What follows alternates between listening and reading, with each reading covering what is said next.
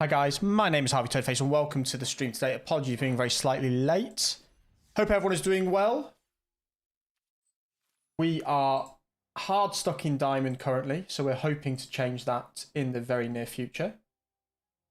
The meta is in a very strange place at the moment. It seems like it's changing like almost on a daily, almost weekly basis. It's hard to keep up with. I've currently sort of committed towards red, green, white. We're not doing amazingly well, but we have a new deck for you today. We also have a draft token up here. Now, I've not really done any drafting before, so it will be new to me to work out how drafting works, what you do with it, because drafting is actually quite a good way of getting gems. Because, for example, if we look in, I'm not going to set up yet. We go into a Premier Draft Kaldheim. You can see it costs 1,500 gems to enter, but if you get to 4 wins, you're making 100 gems, plus you're getting 4 packs. Then obviously if you go through to 6 wins, it's 2,200 gems, so you can be making gems. How are you doing, Purge? Hope you're well. Apologies, my hair is all over the place today. It's a bit frizzy. So we're going to be doing a draft in a bit. We also do have a new deck. This deck is Boros Cycling. Now this is a weird theme deck that I've encountered a couple of times and I had the budget to craft them. I wanted something a bit different. So the idea of the deck is that using the cycling mechanic. Now cycling is a mechanic say, well, you could pay the cycling cost to discard this card and draw a new card. And so we've got things like Flourishing Fox. So whenever you cycle a card, you get a +1/+1 counter on the Flourishing Fox. We have other things like Valiant Rescuer. Whenever you cycle another card for the first time each turn, create a token. Then we have Drannith Stinger, which is where you cycle a card, deal 1 damage to each opponent.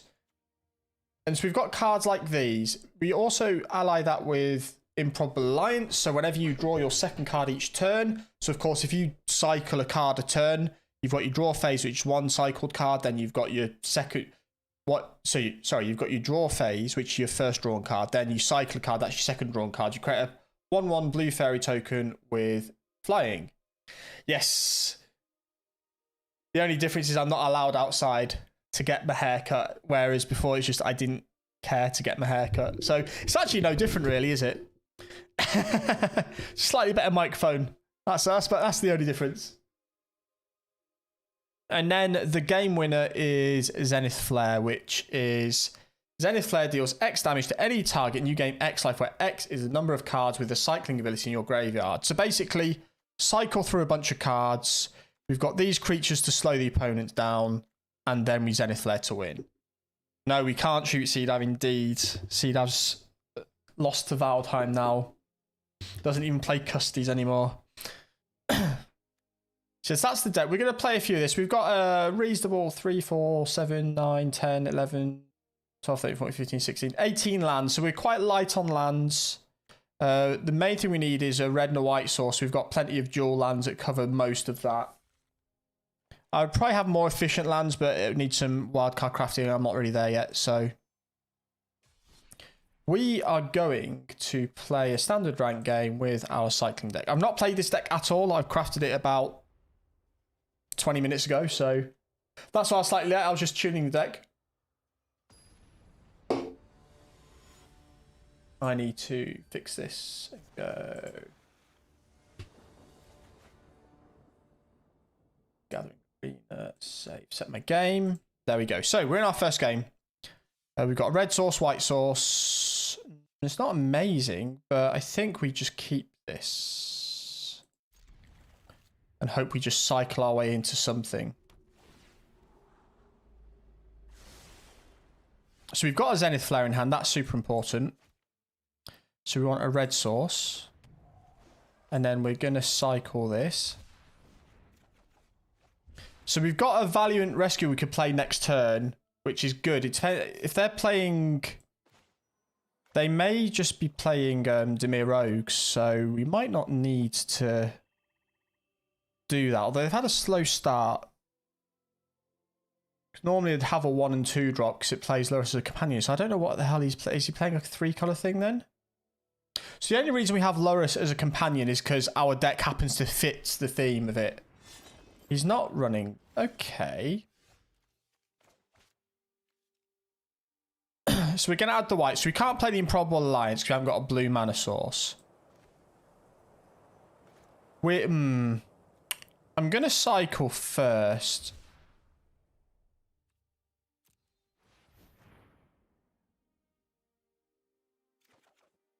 I'm going to cycle again.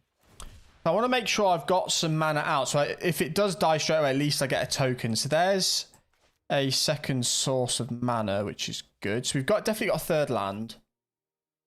So I wonder what this guy's playing then, if he's not playing Lurrus. So it's Dimir of some sort. So we're going to play that, because that lets us get our Improbable Alliance out next turn as well. I'm going to try and play the Rescuer. If it goes in the graveyard, I'm not bothered because it still feeds my Zenith Flare. And we've got enough mana for it now. So I've got to hope this survives a turn. I think... Okay. So now whenever we cycle... So now we just need to cycle on both turns. We've not hit a Flourishing Fox yet, which would really help us have a creature on the board. But the Improbable Alliance will help us next turn on that. So Fairy Vandal might be good for the deck, in fairness. That might be an interesting choice for the deck. But it hasn't got cycling, which so we want as many cards as possible to have cycling, but I might consider that.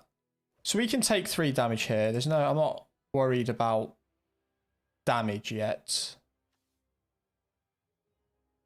Once we've got the Improbable Alliances down. Okay, so...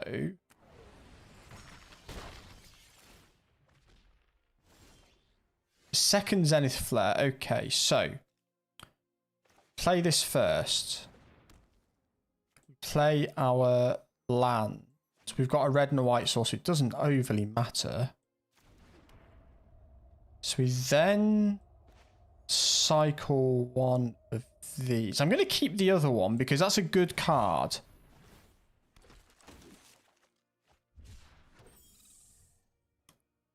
And we'll cycle this next turn.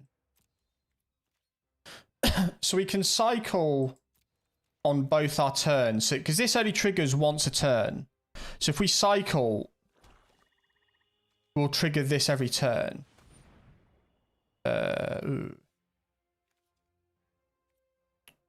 Okay. So he's going to be gaining some life, which we need to sort that out. So we need to go for bloods.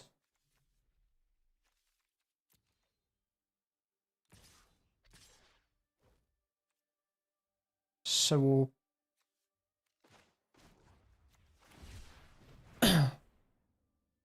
So we'll just cycle. We can block the 4 damage. That's not a problem.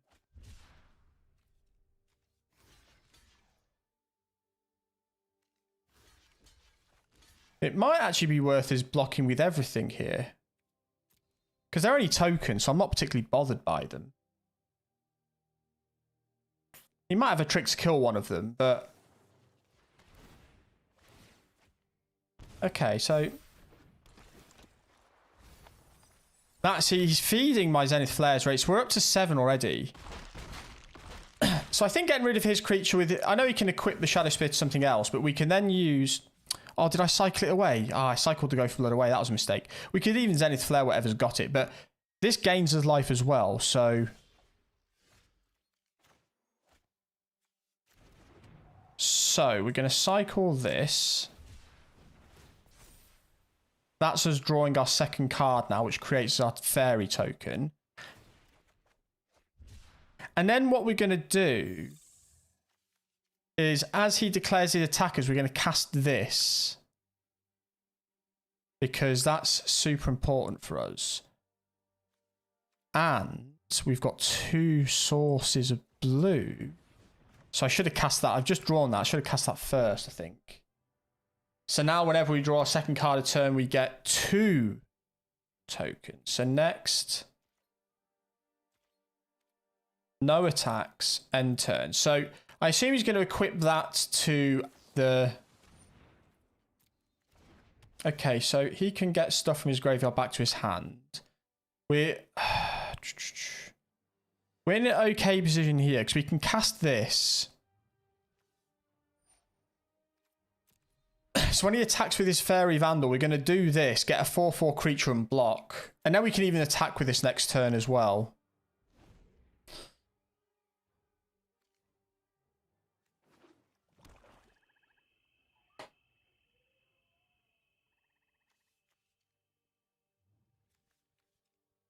And you might not see this one coming.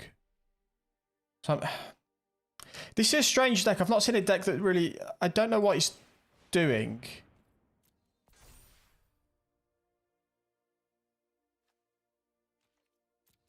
So he's going to declare his attackers. Now, you might have a counterspell for this, which is fine, because it still feeds...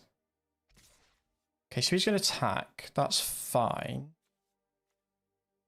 We're low on actual cycling cards, which could be an issue.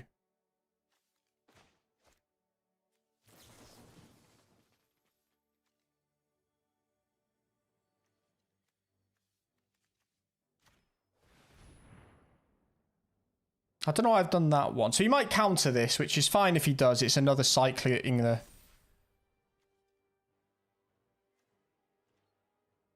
Oh, I don't know why I've done that. Okay, I've made mistakes there. Oops. I should have just cycled that, really. That was a mistake. Tato, how are we doing, my friend? So he's mutating his creatures, which is fine. He's not dealing combat damage to me, unless he kills the creature now. But good thing now is we'll be able to Zenith Flare and do some damage to him. Oh, he is doing damage because he's got Trample. That's a good point. So, we have got a bit of a problem here, because this creature is just...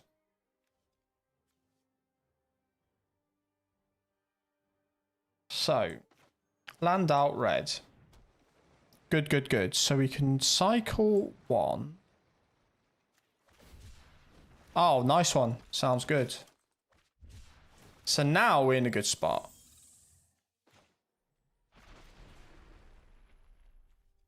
So do we Zenith Flare the creature? Because that's going to gain him 5 life every turn. So I think we get rid of his creature. So now we're in a good spot. So now we've got 20. So now we cycle some more cards. We can still attack as well. And now we can just do his Zenith Flare to the face. Not sure yet, Tato, to be honest. It's been a struggle. It's been a really weird few days. I'm just trying to... The meta's been shifting around quite a lot, and I've been getting some poor matchups from... Because I kind of committed my wild cards to earlier in the meta, so it's a bit tricky for me. But it's one of those. We'll get there, I'm sure. I don't know why I didn't play that before that. Oh, it's okay. I understand now.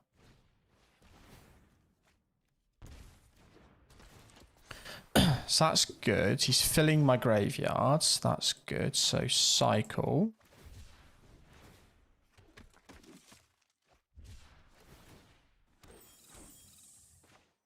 So we need to leave 1, 2, 3, 4. So cycle. So now we've got plenty of blockers, so we don't worry about damage. We now Zenith Flare him in the face for 12. Our life total isn't a problem. He's got no flyers, so we'll actually attack with our 2 fairies here. So now we win next turn unless he's got a counter. How are we doing, Mimo? Hope you're well. So this is a very peculiar deck. I'm not sure how consistent it is. Like I said, I built this like 20 minutes before I started to stream. So it's a cool... I've seen the deck in use. And it's quite budget friendly, which is nice.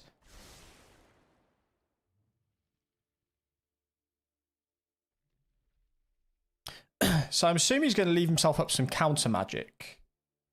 Which why I need him to spend his mana. So he's got 3. So he can gain some life with his Thieves Guild Enforcer, which is fine. I think we just get rid of this. because we don't want him to have cheap flash spells.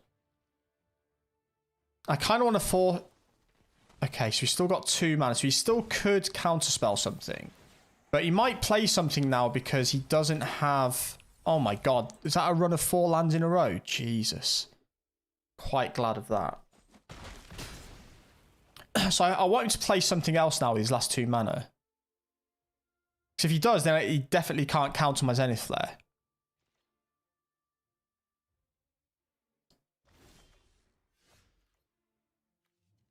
So... let's first of all cycle 1. So we get our tokens.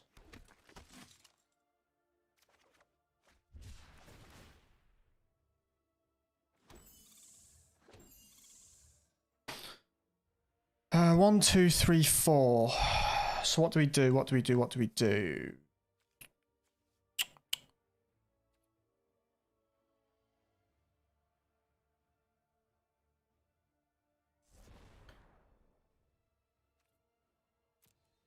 So I think we attack with our tokens. I'm hoping he flashes in a creature here. I don't think he's run any counter magic at the moment, so I might be okay. I'm sure you run some though. If you're running blue, you'll always have a couple of negates or something in there, or essence scat. Yeah, negate would kill us here. But we need, he's on 15 life, so we need to get him down to under 15. So I'm hoping he flashes something in here. He hasn't.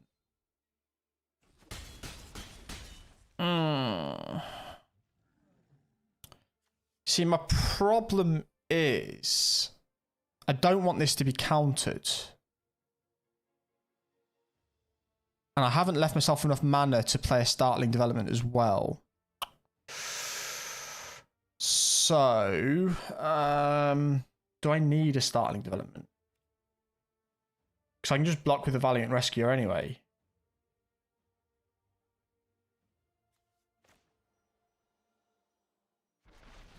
Let's try it. See if he's got a counterspell. He might. I'm sure he's got a counterspell here.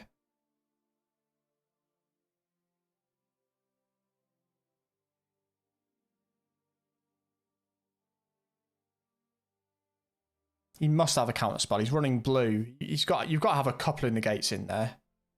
He doesn't. Hey, there we go. 1 for the win count. So the climb out of Diamond starts.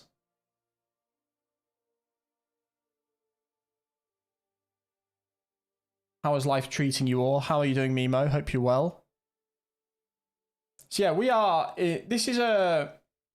So I was looking through some of the SCG tournaments and some of the decks that have placed well. And this deck does well. The only thing that I'm a bit worried about is the land basis. But apart from that, we're in a good spot with it. Now, there's been a couple of different variations of the deck. One that doesn't have Lurrus as the companion and just has a... it's a 3-mana creature that deals damage every time you cycle. Not a great hand. I think we actually mulligan this because we need... We're going to keep it and just hope to cycle into something good. I think that's how we play this as a white mana and hope we cycle into a land for next turn. We're being quite aggressive on how little lands we're running.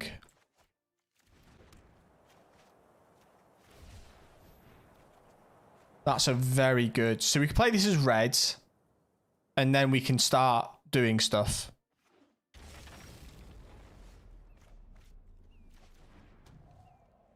And we'll get this down. And hope it, if this survives a turn, then we're in a good spot. Because we can cycle 2, get a token, and then we're starting on our way. It might not survive. Oh, especially with red. Ugh. Oh, no. It did. Okay, so it did survive. That's good. So we're going to keep Shredded Sails because... But I suppose I don't particularly care. It's got lifelink, which is an issue. So we've got a counter spell, which may be useful later. We run a couple of counter spells just in case. That's a very good draw, but we need a blue mana source, so we will cycle this. Hit a blue mana source. Oh, this is good. Okay, so we're in a very good spot. I'm gonna... I don't think I should attack, but I've got creature generation. Let's see if he trades. I don't think he will, which is fine. I just want to... If I can do something to get his life total down, because we haven't drawn a Zenith Flare yet. We've got like an 8% chance of doing it. And Kroxa doesn't bother me because I don't... Wait. How did he play that without escaping it? Oh, wow. Oh, shit. So, that is interesting. It's all good, Teo. Just you watch, enjoy yourself. You do you, boo.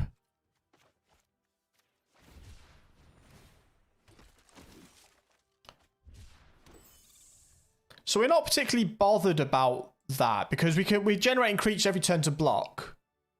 That's a very interesting interaction. So basically, what happened here is Kroxa normally, when it enters the battlefield, sacrifice it unless it escapes. But this says creatures entering the battlefield dying don't cause their abilities to trigger. So we can be... I think the Mystical Dispute... Yes, I did, boo. Do we kill that Hushbringer? Or is it too late for that? It's a legendary creature, so I think we just bin off the... Well,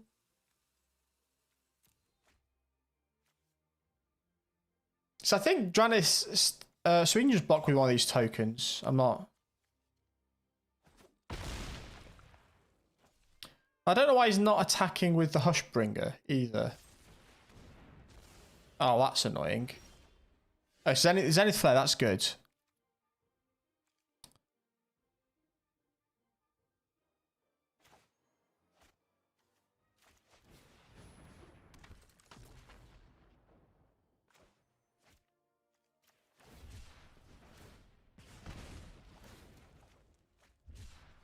Nice, and we hit a land. Which we go white. So we can actually cast Zenith Flare next turn.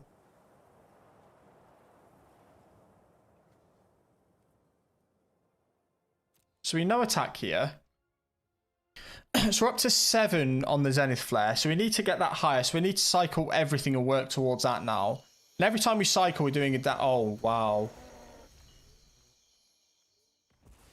Oh, I need... The Hushbringer needs to go. That's causing me so many issues.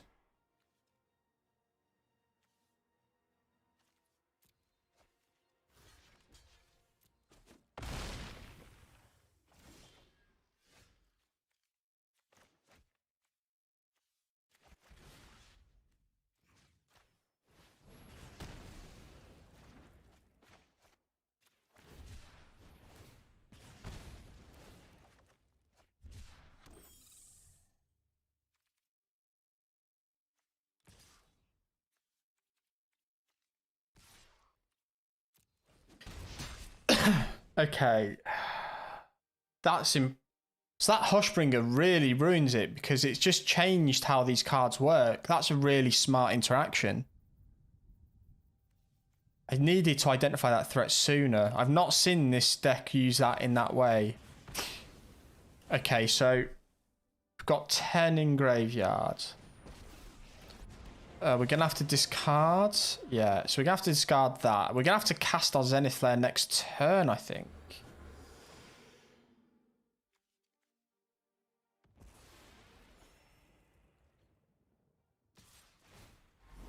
Ah, no. That's problematic.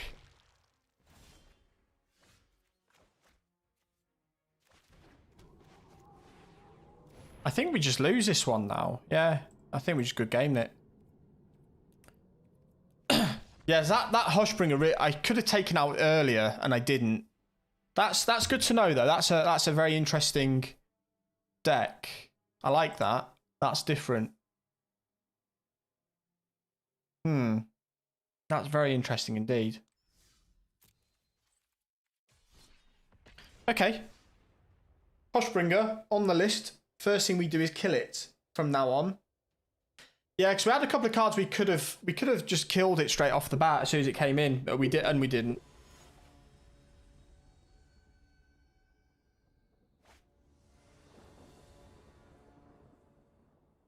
So we've got 1 land, 2 lands, a Flourishing Fox, which is nice. So yeah, that's a keeper. So Flourishing Fox is the creature, whenever you cycle, you put a counter on.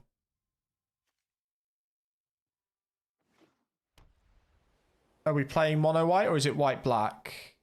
Could be mono white with Lurrus, which I'm not sure if that's a great match or not, because they've got a lot of life gain.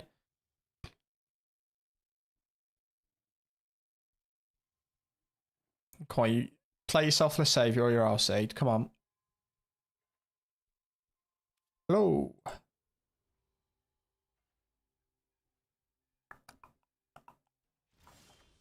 Didn't play anything.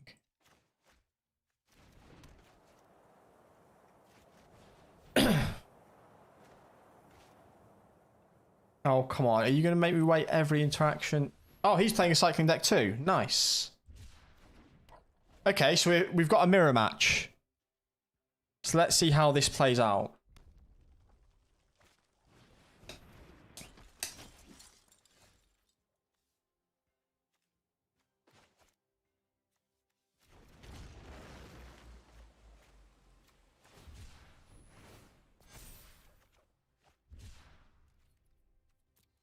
We've got our third land, the reds. We've got white, red, blue, reds.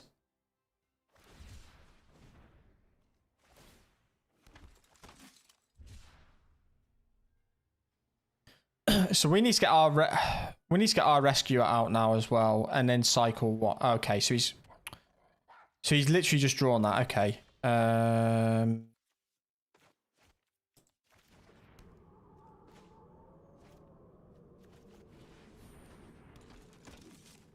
And then we need to cycle next turn, play the Improbable Alliance. Nice, so we're hitting good lands. We don't need to attack here. So we can do 2 cycles. Or I think we get our Stinger out. This is a strange matchup. I don't know how it plays in the mirror match.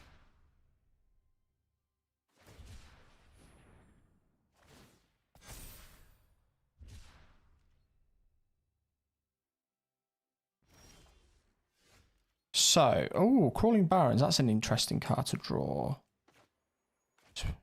Got blue. So let's go...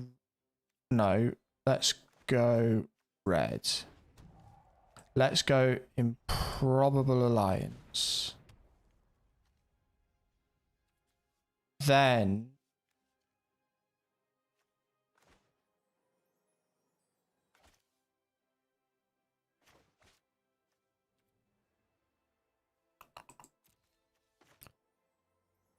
I can't work out whether I should play... yeah, he's not going to use... He's not have much removal. I can't play it because I've messed up. Okay. That made my decision for me. And I think we get a second Fox out. So I think we're in a good spot here. So we're going to put some pressure on. Because we haven't got our Zenith Flare yet, so we need to be careful. So obviously, we're just going to keep... We can start push with our tokens as well. Obviously, you'll block a token with a Flourishing Fox, but if we make him think about trading down... And obviously, we're getting flyers from next turn that he can't do anything about at the moment. We're hitting a few too many land drops, though. We need to be hitting more cards to... cycle, and I'm not sure the Crawling Barrens actually do anything here. I thought about putting it in just as a different, in case we were struggling to get cards, but got back into Stardew, very good. Haven't played Stardew in an age, I have to admit. So he's foretold something. What the hell is he? Is he got a Doomscar? So I think we have to cycle this.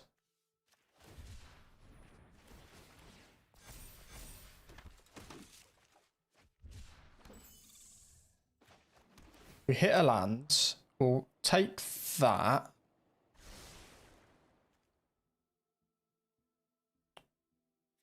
So, what do we do here? So target creature you control fights target creature you don't control. So we could cast this and kill his fox.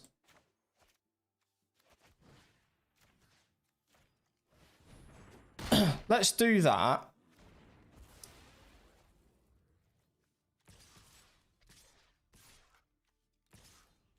We're not going to attack with our 5 fox. He'll just block that with a token. We won't go with our Valiant Rescuer. Let's just attack with a few things. Just ask him some questions. He might want to take out our Flourishing Fox with his Valiant Rescuer, you see. And that's what I'm kind of relying on. So I think he's foretold a Doomscar. So we're going to get a damage through. I think that's really good for us. Just because we've cleared his board now. I can't think what he's foretold, though.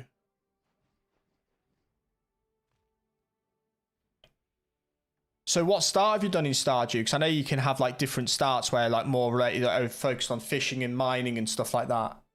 I only did one real playthrough. I haven't done too much. It's something I used to play on a Sunday morning. I'm just gonna get some music on. Stream Beats by Harris Heller. Playlists Shingu.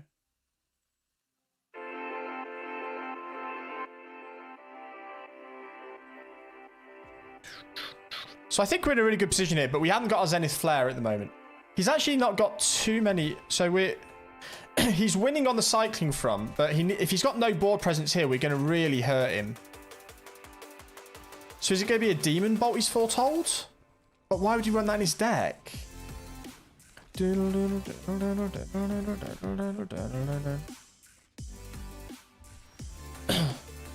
So, cycling.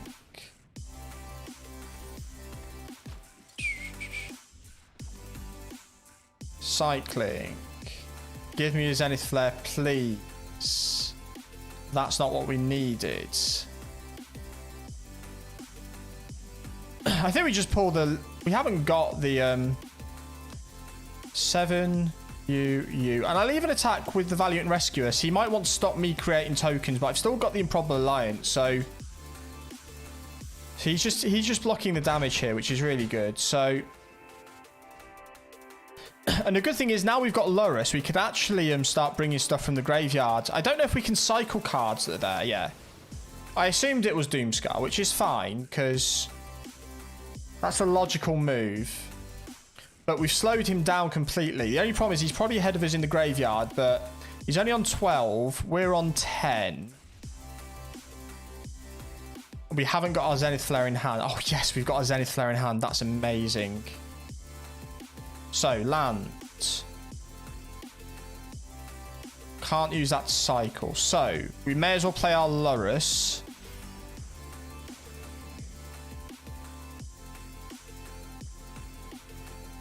Get you out. So we've got some creatures on the ground. It harms our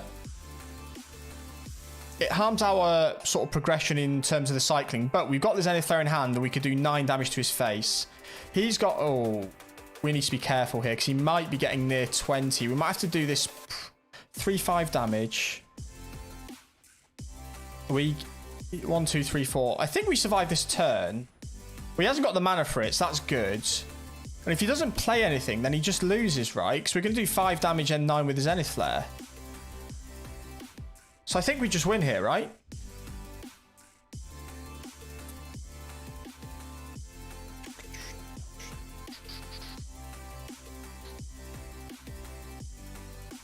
So we cycle this. Deals damage to him as well. It's a very good game. Like I say, I played it for a while on Sundays. So what's he doing here?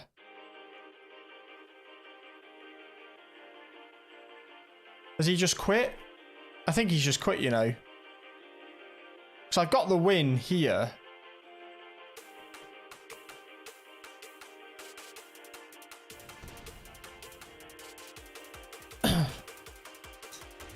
So we've not drawn. Okay. I think he's just quit, which is annoying.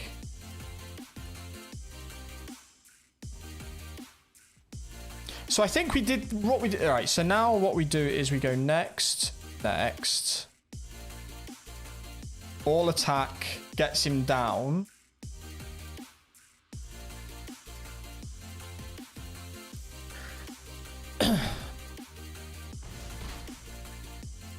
And then we Zenith Flare face to win.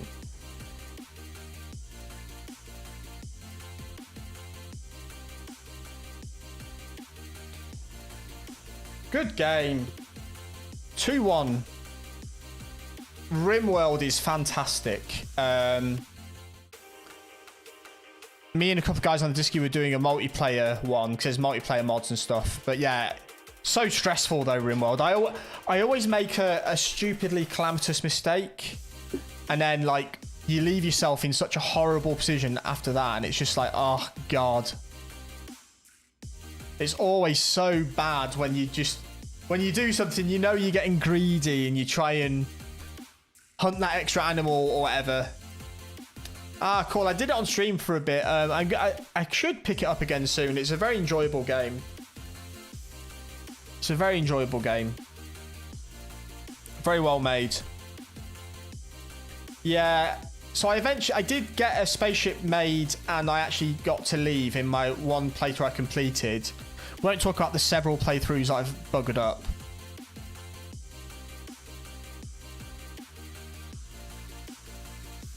It's just such an unforgiving game, though, isn't it? I think that's the thing about it. But I think it suits the game that it's unforgiving, but it also means that games that are going really, really well.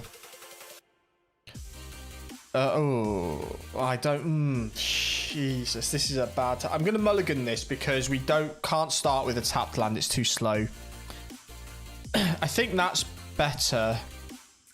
Yeah, we keep that and we bin.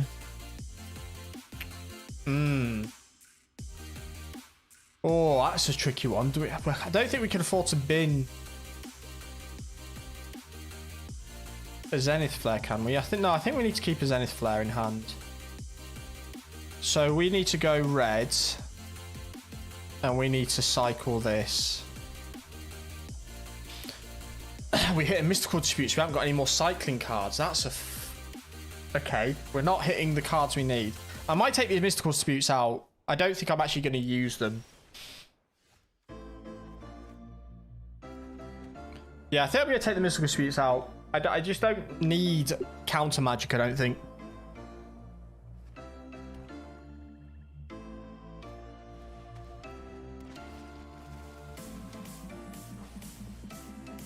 Oh my god. Okay. We're hitting all the worst draws. I need a blue source of mana at least. Or I just need some cycling cards. Okay. Oh wow, we're getting poison countered. That costs 2 to cycle.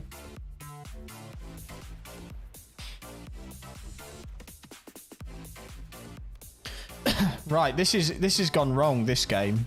This has gone really wrong. Yeah, we'll take the Mystical Disputes out after this game. I've not been at a point where I'm going to use them. Nice. I think we're just dead here. I think he's just going to get... I'm going to let him try and get his poison effect off. We've got 4 poison counters now. 6 poison counters. Right, okay. Yeah, I think I have to... Oh, this is so bad. So let's cycle. Didn't hit a land. Got no creatures, that's useless. Hit a land, blue source. Get you down. But I think we just lose because we get 2 poison counters. Good game. I think he's got the win. That's really weird. We drew everything we didn't want then. I don't know why he's playing on. We're getting poison counters. He's won by his poison effects. Yeah, okay. That was unfortunate. But we now know to take out the Mystical Disputes because we're not really interested in casting those.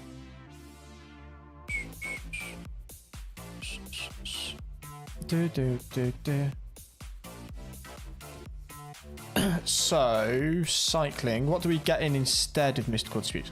We'll actually put them on the... We've got Mystical Dispute on the sideboard. We do.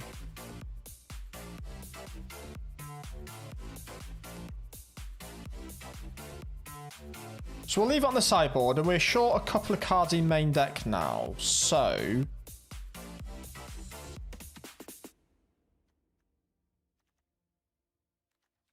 I think... Startling Development, if we've got a fourth one of those, it's a common, so we'll craft that. And then I might even go another Improbable Alliance. So although it's not a cycling card, that's really useful to us. Because it means we're more likely to be able to cycle the other cards, the other creature cards we've got. So that's okay. I'm okay with that, just because it was a... Yeah, I remember once I had like a wall around my base, and then I had like loads of like the trap set and stuff and mines, and then another wall, then more of them and stuff like that. It was mad. We can keep this. We haven't got any of the starting things we need, but we've got red, blue, and white mana. So...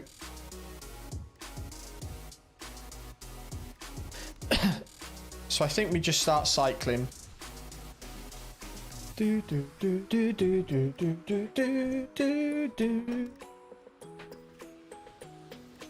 Okay. So you become blue. Cycle you. Cycle you. That's good for next turn. So we're gonna at least get a creature out on the ground. So we've got to be careful because white's got a good life gain potential if he hits his things like Owl Sage, Speak of the Heavens. Okay.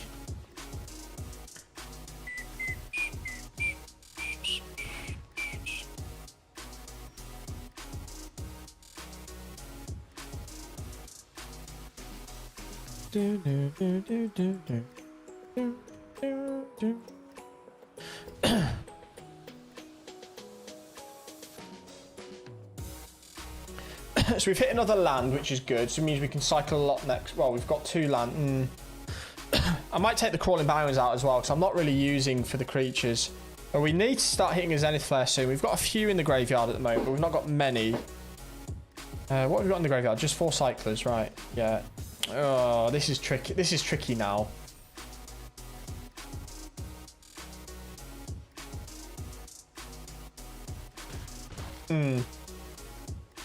And a second Improbable Alliance wouldn't go, this might work for us.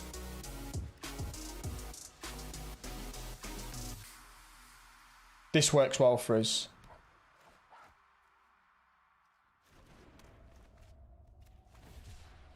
So now this at least blocks something. Slows them down on their attack.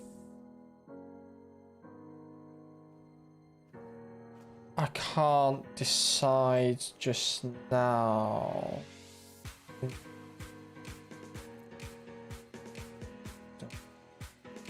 So we might Startling Development the fairy next turn. Let's see what he does.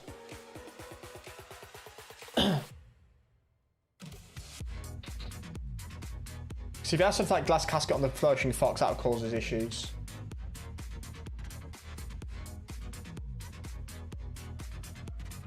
So we're starting to see a little bit of the inconsistency of the deck at the moment. We've done surprisingly well drawing our lands, considering we're running quite a low land to...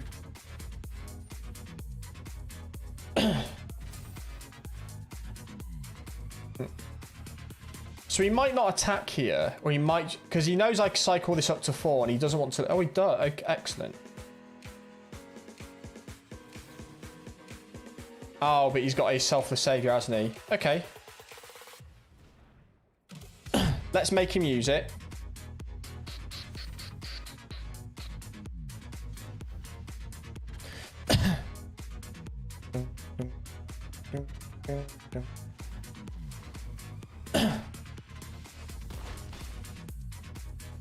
So let's see, we might have another... Oh, you can play it again. Ugh, that's a problem. Yeah, I think we're in trouble here.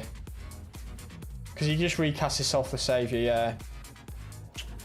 I don't know how we get out of this. So what we have to do is just cycle like our life depends on it.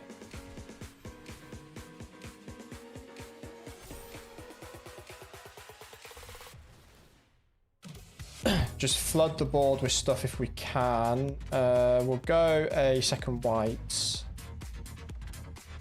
Cycle again. And hopefully cycle again. Yeah. Ooh, yes. I think this mono white matchup isn't very good for us though. But we have got a Zenith Flare, so that's important. I think we just attack here, try to do some damage. He'll probably just block with the 1/1 Spirit.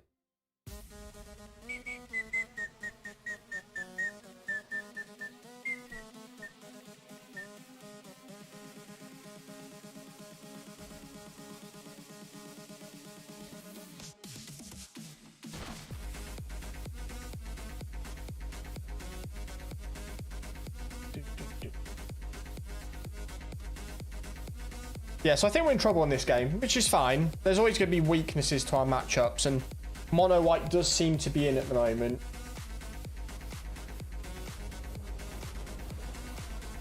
So that's a problem.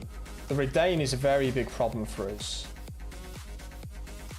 So I think this is a bad matchup for us. I don't think we're very good against this, but we just have to...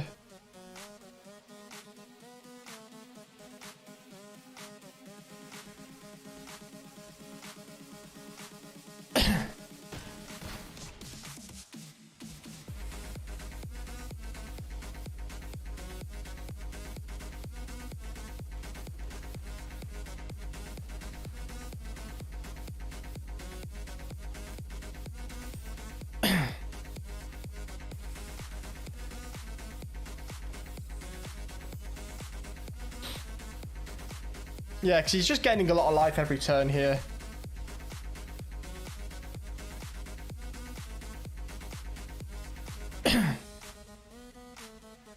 So I think we don't attack here. We need to...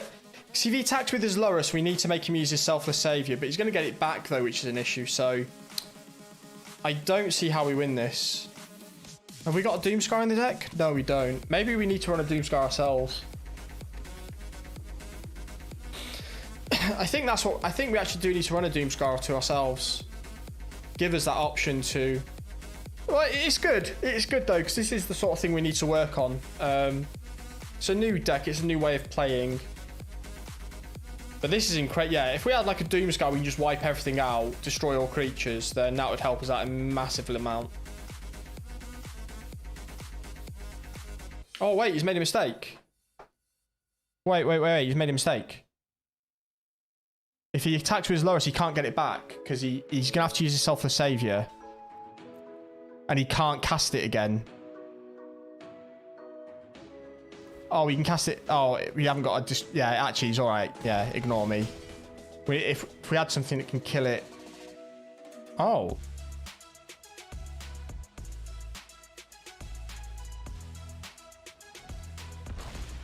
So he's got a hell of a lot of life, which is an issue.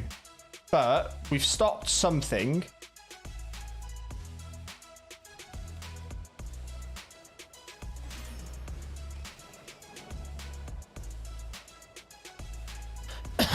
So we've got something on the board, which is good. Now watch him have another Lurrus in hand. Watch him.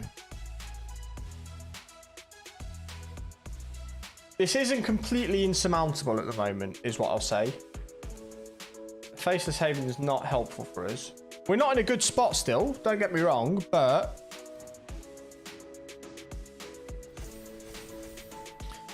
we might have to kill the Redain with our Selfless Savior. With our Zenith Flare, sorry. 4, 5, 6, 7, 8, 9. We can block, so that's not a problem.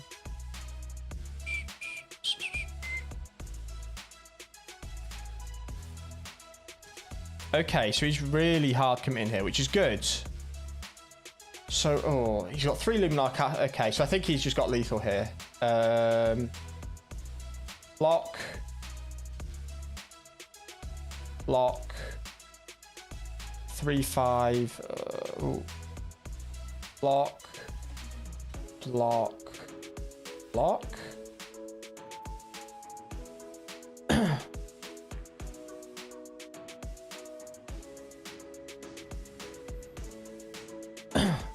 What's he got? He's boasting to create a token. That's fine.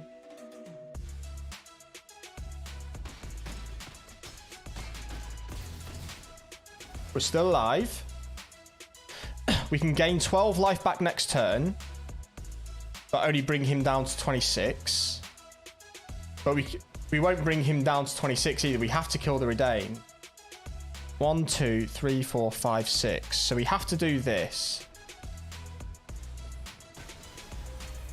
That buys us some time. And then we just play another Flourishing Fox. So we no attacker again. He's got 3-5 flying damage. We didn't cycle. We didn't draw a second card this turn, so we didn't get to play our Improbable Alliance. Oof. We're clinging on here for dear life. So we need to cycle into a Zenith Flare next turn, I think. Yeah, we definitely need to add some Doomskars or Shatter the Skies into the deck.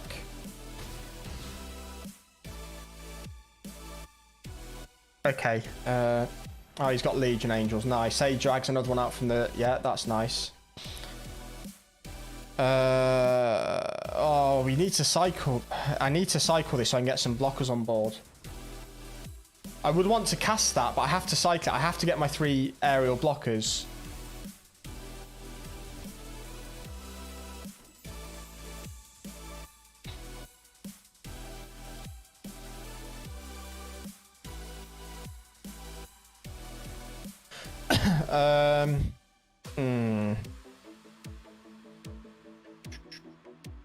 So I think we cycle again. We've cycled into a Zenith Flare. That's good. It's worth 13 at the moment. We've got 1, 2, 3 aerial blockers, which is fine.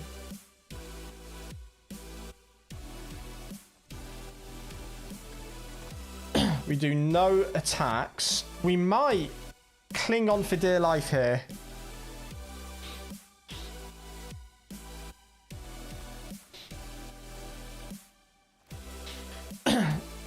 So the good thing is he hasn't got any more life gain by the looks of it.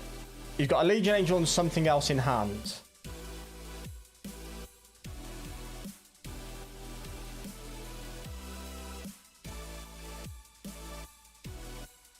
So they're all blocked. So we need to draw a cycling card next turn. If we draw a land, we're in big trouble.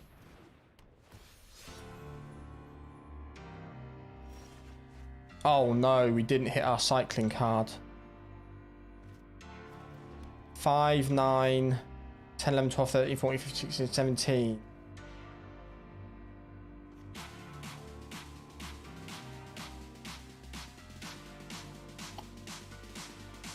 Go on, Tato.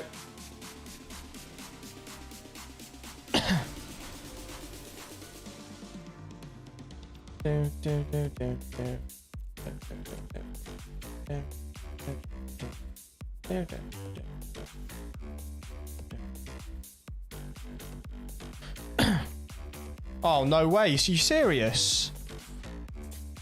Oh, shit, man. What card are you running? So it's good we're getting rid of the Clarion Spirit here. Oh, shit. It absolutely is, yeah.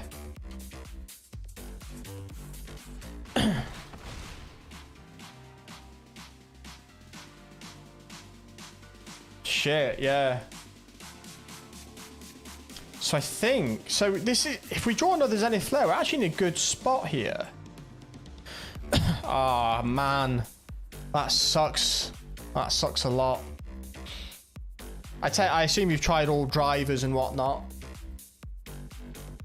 Jesus. That is bad. I'm running a 2016. I have 3 monitors.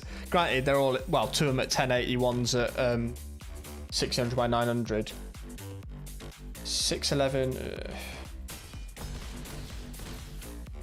So we need to cycle 2 into a Zenith Flare, I think.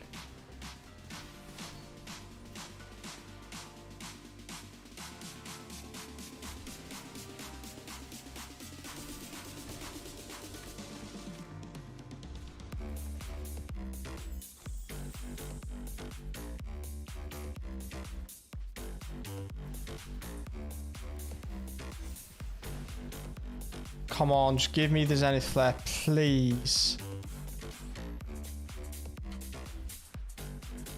Cycle into Zenith Flare, please, please, please.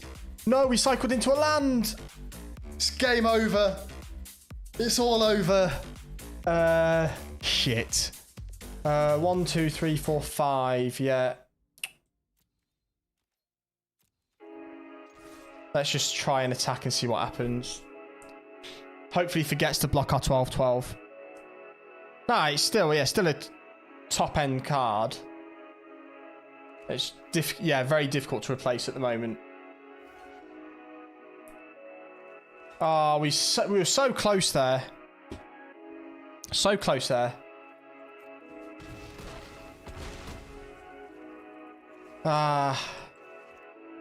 Good game. Oh shit, wait a minute.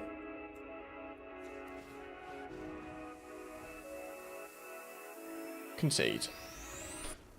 I didn't notice that draw effect. Yeah, it is 2-3 at the moment. It's up above my camera.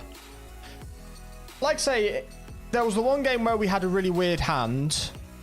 That game was really unlucky. If we had another Zenith Flare, we could have won that. And considering it was at 38 life at one point, the fact we were in it to win it was quite good. I don't know. I feel good about the deck. I feel like this is because basically I looked up some of the tournaments and some of the ones who ranked quite highly, and this is one of the ones that ranked quite highly. So I know it's a relatively competitive deck. It needs me to learn some of the play lines with it and how to work it. I'm still unsure when to play things, when not to. This is a really good hand.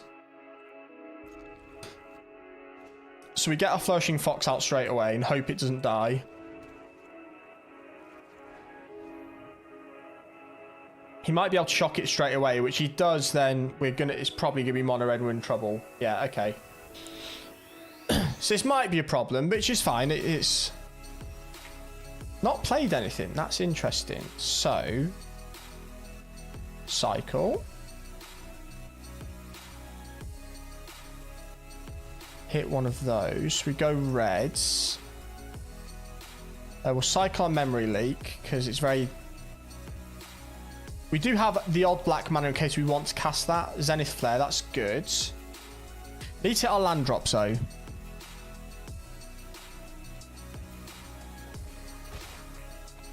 That's... okay.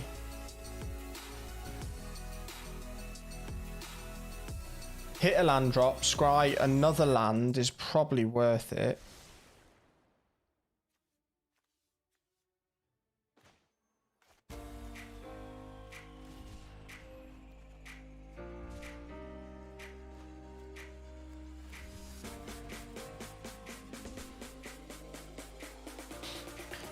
So this is doing us 1 damage every turn in Relic...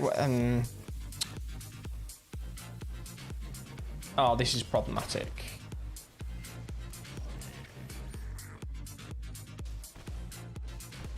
Yeah, okay. We need to Zenith Flare that.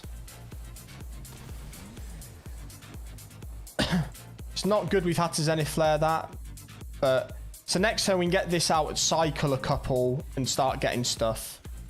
Ideally, I would have played one of these this turn, but I think we just lose, right? Because, yeah, we're taking lots of damage here. I don't know how I fix that. Well, I just don't, basically.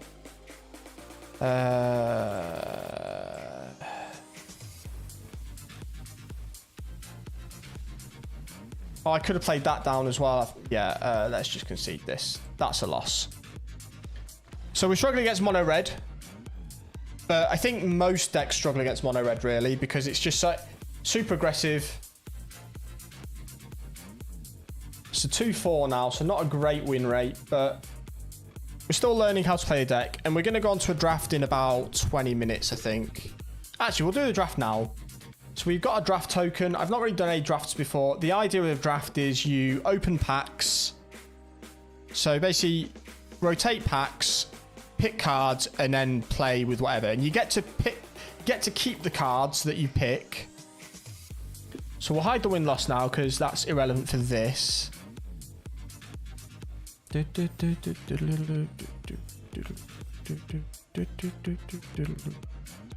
Ready up.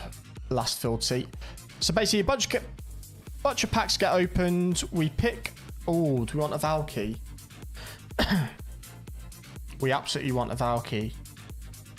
So we get to keep these cards. So I'm kind of picking this because it's rare. That's a super good start to go with.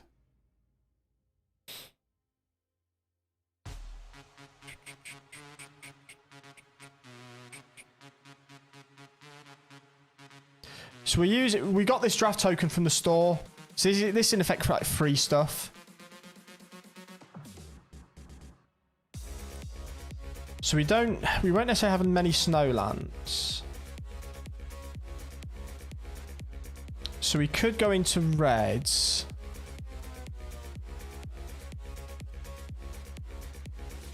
Choose target non-legendary creature next time.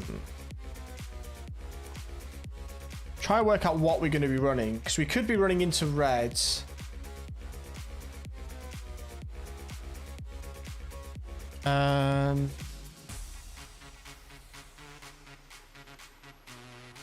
Let's take Mystic Reflection, see if we're going to red and blue.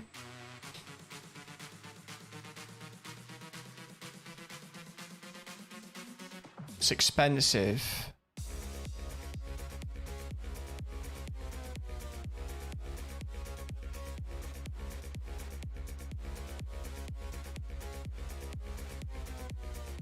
Do we take the Snowland, or do we just go for... Do we go for Duskwielder here?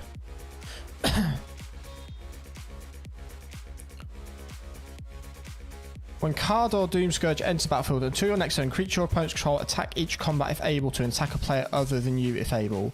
Whenever an attacking player creature dies, each opponent lose life, you gain life. That's a nice card.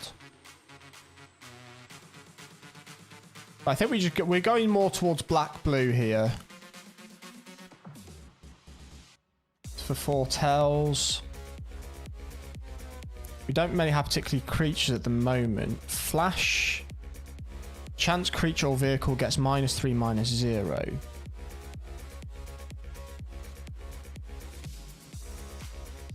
So we do need to have some reds because we want Tibalt to be able to be cast.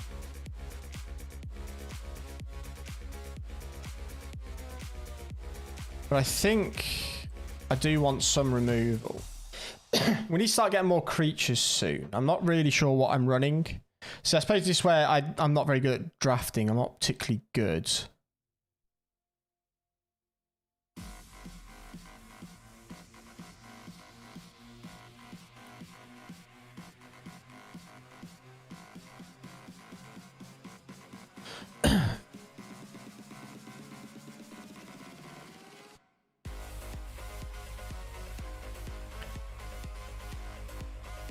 So I think we actually do go for Shimmer Drift here. We do want to get some mana.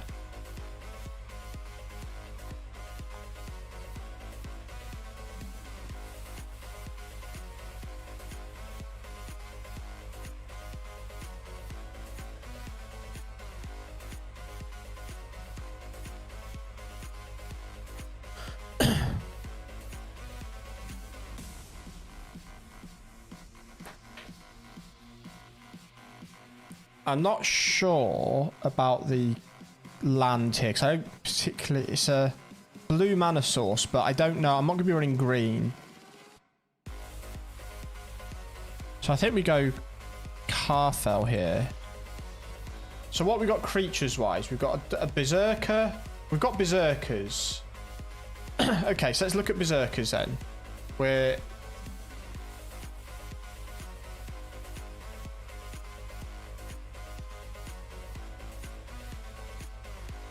Village Rites, that's an easy one.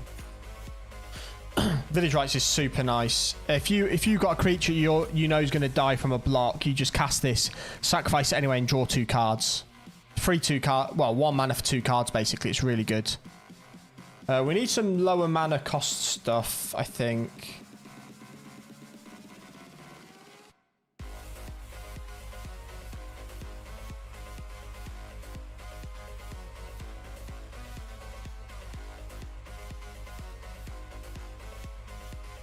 I think the...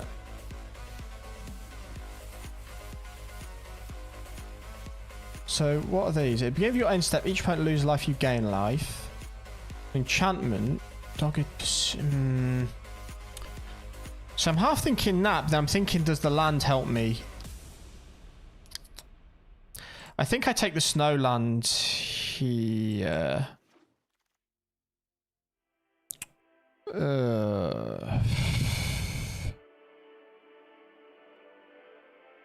I think we take another Snowland. We want Snowlands because... okay, so Dread Rider, we take that. It's not a great pick, but it fits our deck.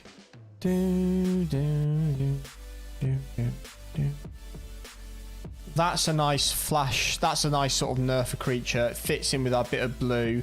We could still go white, you know. Enchant creature +1/+1. That, yeah. I think we take the. I think we just stick with the blue and one of these. I don't particularly care about this. That's going to go in the sideboard. And as a U. So we've got a Faceless Haven.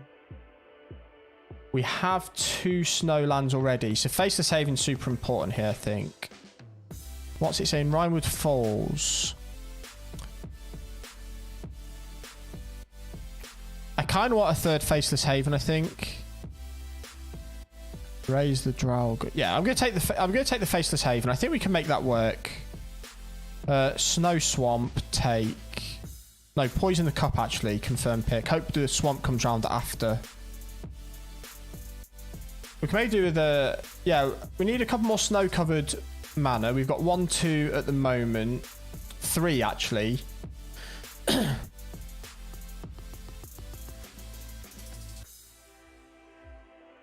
So what are we running at the moment? We've got 6 creatures, 4 instants, and enchantment aura.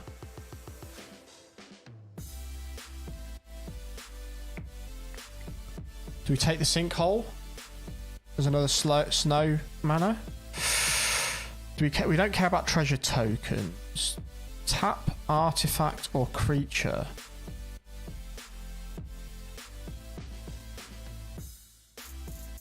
Don't need that. Nafi Betrayer King. Other snow and zombie creature you control get +1/+1. I think we take that, you know.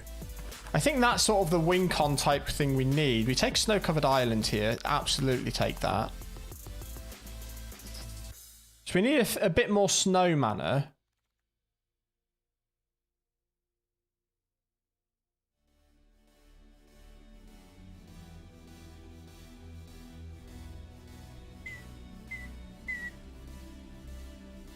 So we've got 4 snow mana and a Faceless Haven. Pyre of Heroes. Sacrifice a creature.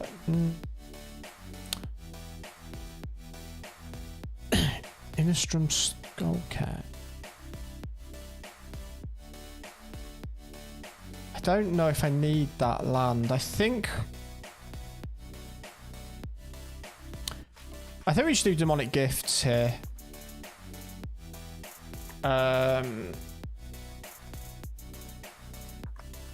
We take Ingaroon Eyes. So we're fleshing out our board. We've got a bit of removal with... Well, nullifying. We've got Mists of Litara, which is a nullifier. We've got Dusk Wielder. We've got Counterspell. Return target creature from your graveyard to the battlefield. It's an elf, create a token. We're not really running elves. We don't need the forest. So I think we just go Raise the Draugr, right?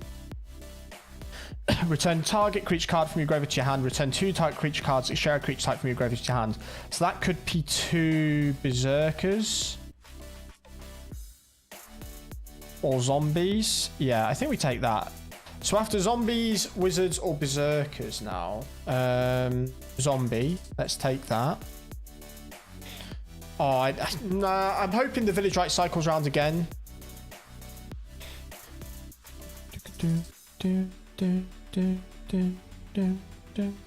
So I think we're in a good spot with black-blue here. We've got the snow-covered plains is it's colourless mana. It'll work.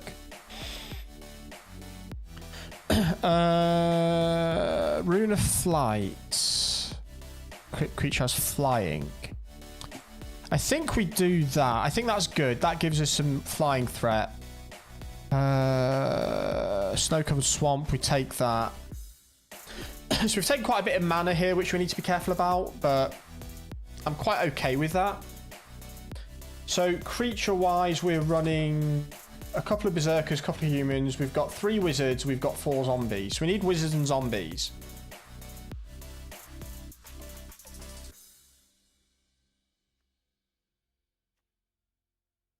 Well, we just go Carfell here, right?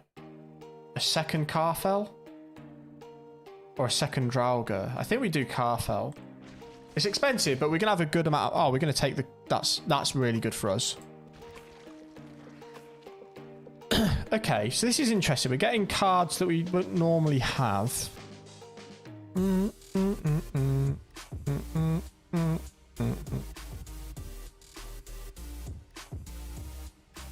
Look at top 3. Put one of your hands rest in your graveyard. That's fine, because we can then pull them out the graveyard with our Raise the Draugr if they're creatures. We'll take that. That's just going to go into the sideboard. Demonic Gifts. That's a nice get. Ooh. Do we go for another Nafi? Infernal Pets. Whenever you cast your second spell each turn, put a +1/+1 counter and it gains flying. I think that's quite nice for us, you know.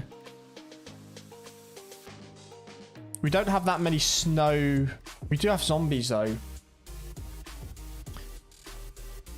Well, I'm hoping not too many people are in Nafi, so we might get it cycling around again.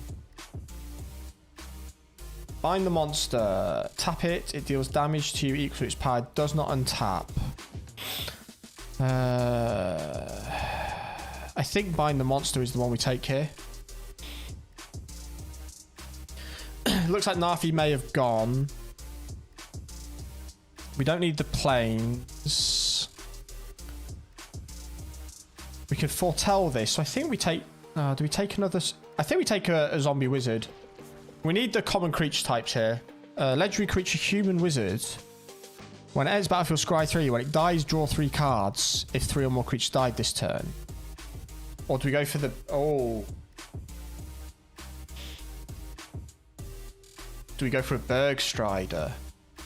I don't think we do, just because it's quite expensive. We confirm that one.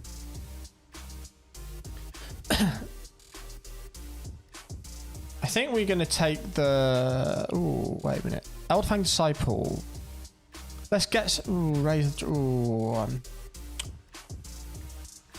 we're going to go for the Disciple and hope that... I don't know if many people are in black, so I think the Raise the Dragon might come back.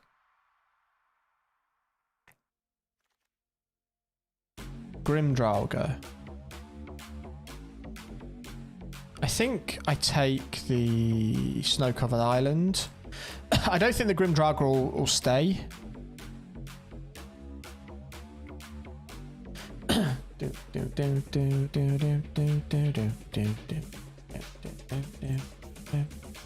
So we've got 7 lands here, which is quite a lot, but we have got a good amount of snow lands for our Faceless Haven, which will be quite a big draw in this.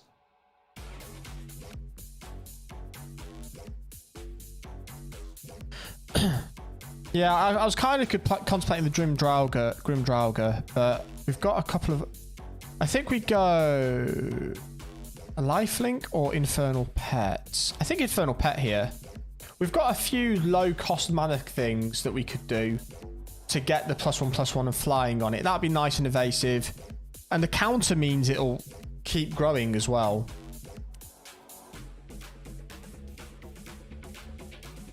I think we do Depart the Realm.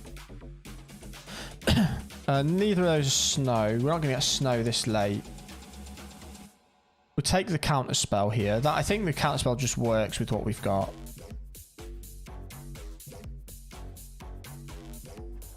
And we take the Dusk Wielder. So I think we're right. Not many people are in black-blue. We are getting some options. Not the best options, but they're certainly useful. We could take a vehicle as well. I'm actually not... I think we've done okay here. We've got 1, 2, 3, 4, 5, 6. I don't know if we take a third one of those. That adds a planes, but that's fairly irrelevant to us. We could technically get that off.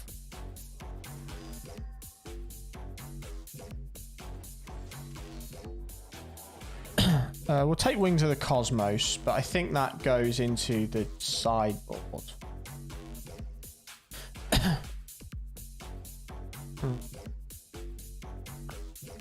We take a Disdainful Stroke. Okay, so we've got a bunch of cards, and we need to make a 40-card deck out of it. Okay, so what have we got? What have we got? The snow-covered plains, I think, goes there. So we've got a few snow-covered...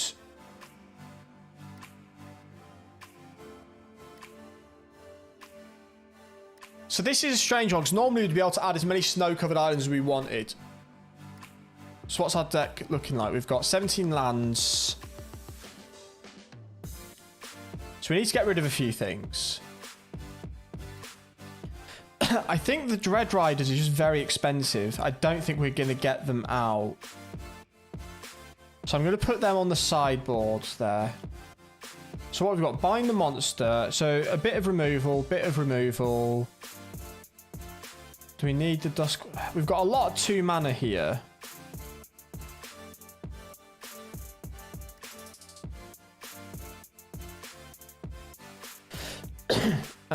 Demonic Gifts.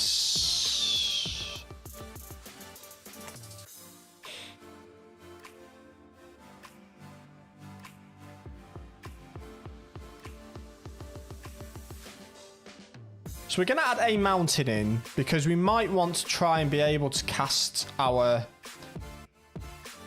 Valky as Tibalt.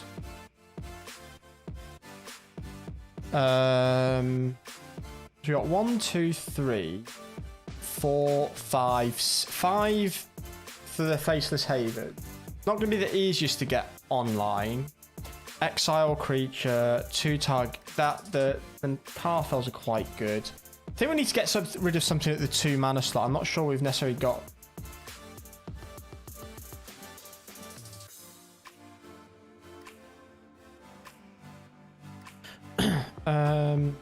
Zombie Wizards. I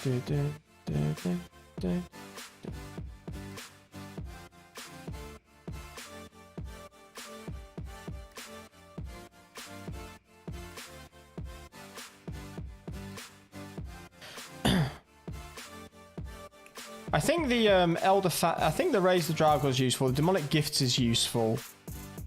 Because if you're attacking something, you know it's going to die, you can just cast that on it. What creatures have we got? We've got 7 zombies, 5 wizards, and a collection of other stuff. 4 elves, but we're not really into elves. I kind of want to keep the Infernal Pet. The Poison the Cup is very good. Is that good? If 3 or more creatures died this turn. So that could be on their side as well, right? So I think that's good. Feed the Serpent is useful. I think we get rid of one of the Duskweavers. I don't think it's a creature. I think we get rid of this. I don't think that's that useful. 18 lands. 18 lands.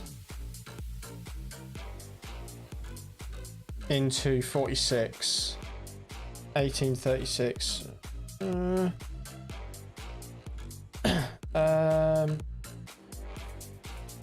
Is the Rune of Flight that useful?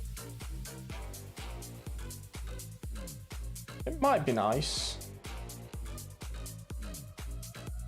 I think we need something for flying.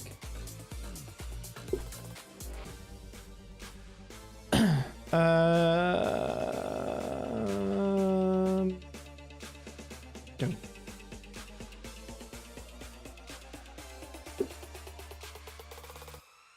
$45. So we're running 5, 6, 7, 8, 14, 15, 16, 17, 18 into 45. No, so land's in effect what the energy used to cast spells. So they're not the same thing.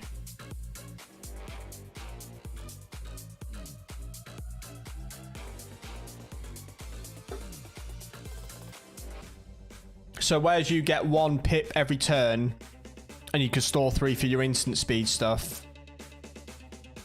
then you have lands instead for that, and you tap them and it generates mana of the colour.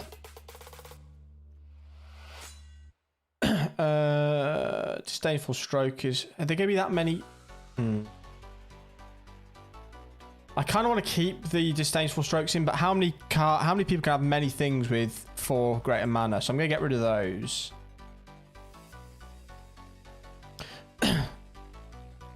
I'm going to go with that. I'm not 100% sure how that is, but let's see how it goes. It's a 40 card deck. So this is where drafts are a bit different to like regular Magic, because obviously it's just it's basically like you're going down to your LGS and you're buying a bunch of cards and opening them up and kind of divvying them out. So that works. It's not the best. We need a swamp. We've got no snow mana, but a swamp really gets us going here.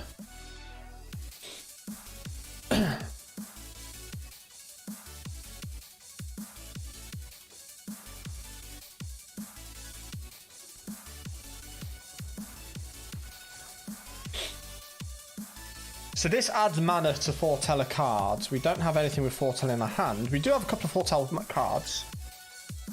It's just more if it's a creature, to be honest. It fits our theme. So he's taken that. We've hit another island, which isn't...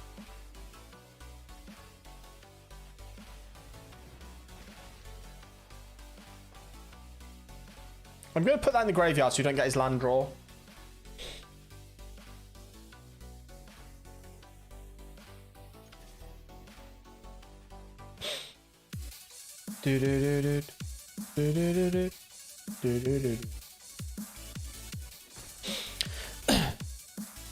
So we need a swamp. We've got enough options that we've got more swamps there. We've got like 20% chance of getting swamps by the looks of it. Even if it is Shimmerdrift Veil, we'll just call that as black. Because this guy's running black-green. Still not hit our swamp. That's frustrating. So we're not going to attack here. This is frustrating.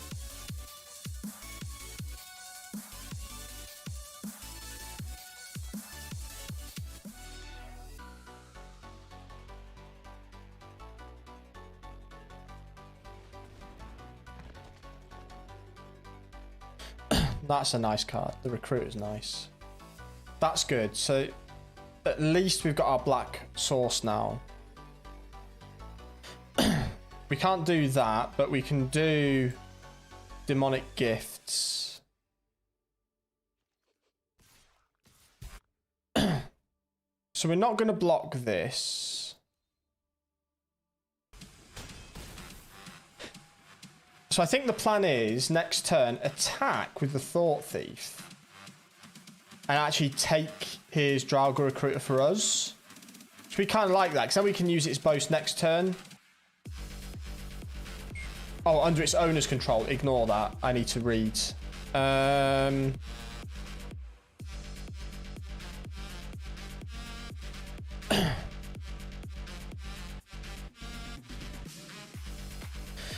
So next turn, we'll cast the Thought Thief and the Dusk Wielder.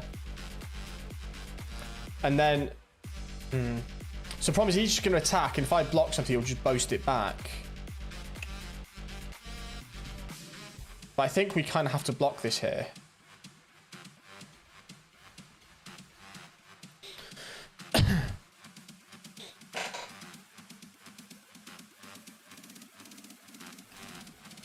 Oh, wow. Okay, that's incredible. What an incredible card to draft. Okay, so we could exile that. Or exile that so we can't get anything back. Then we can't play our second spell this turn. So let's do this.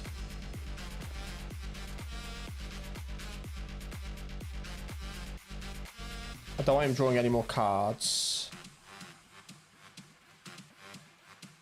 Do we get that back to our hand? The Thought Thief? Yeah. Or do they share a type? Oh, yes. Perfect. No, cancel.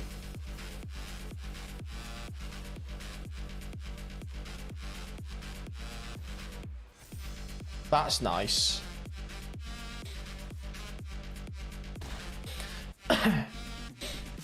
That's an incredible card to just whack 4/4 onto a life linker. Okay, interesting.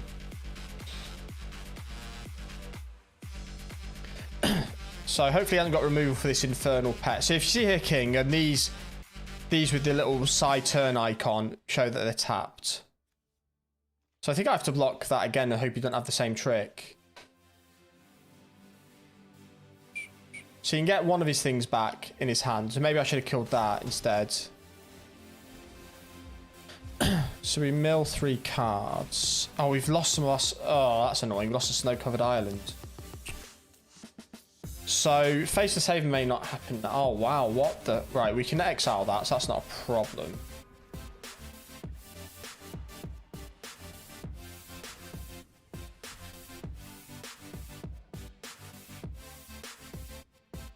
And then we can play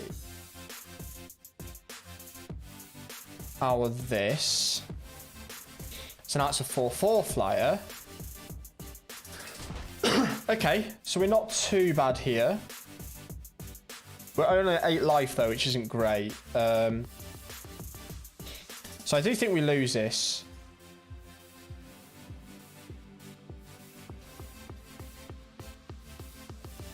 Yeah, it's all good.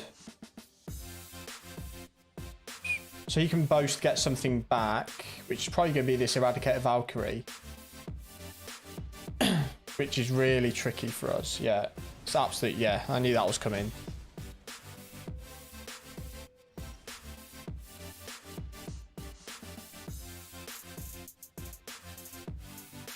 Going to foretell that.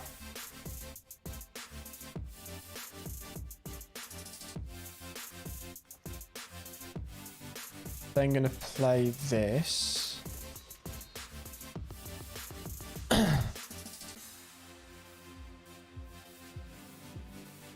I don't know how else to... So we play our second spell so it gets flying. So it's a 7/5 now, so we're getting decent damage onto it. We've got Depart the Realm, so we're going to return this to hand before he attacks, I think. Buys us a turn. But I think, actually, I think we just return the Eradicated Valkyrie, right?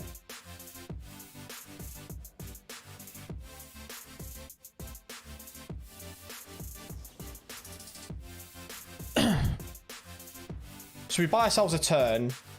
He's going to play it now, which is an issue. So we don't have anything more like that.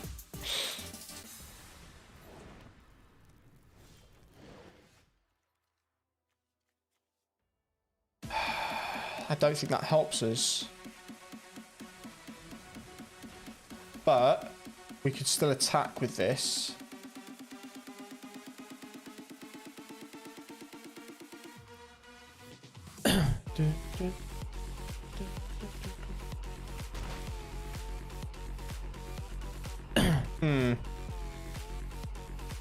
So I should maybe be using this as a scry.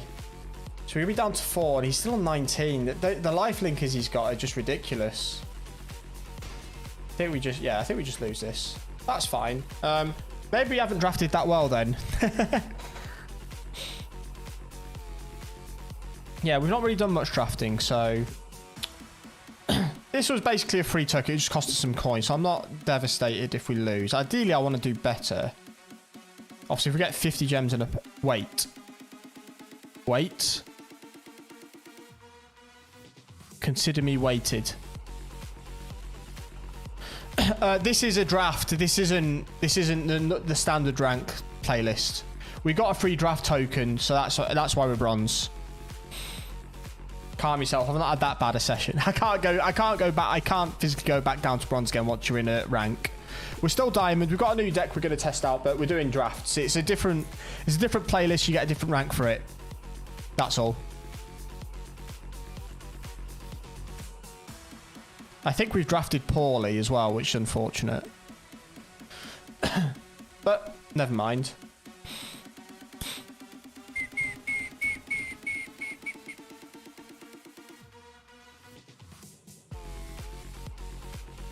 I don't think that's great, but I think we have to keep that.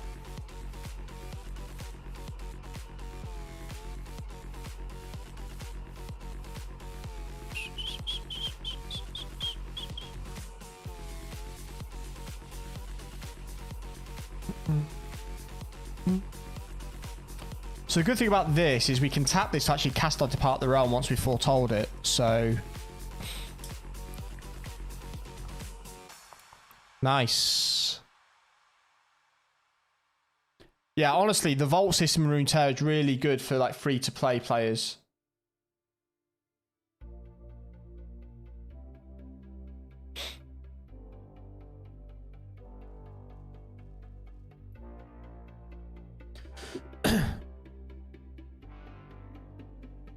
I'd absolutely take a timeout win here.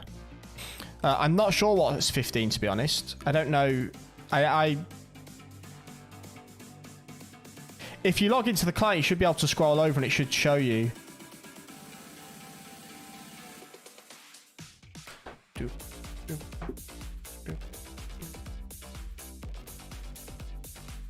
Are you here, Oddinod? I am so shameless. I'd absolutely take a timeout victory here.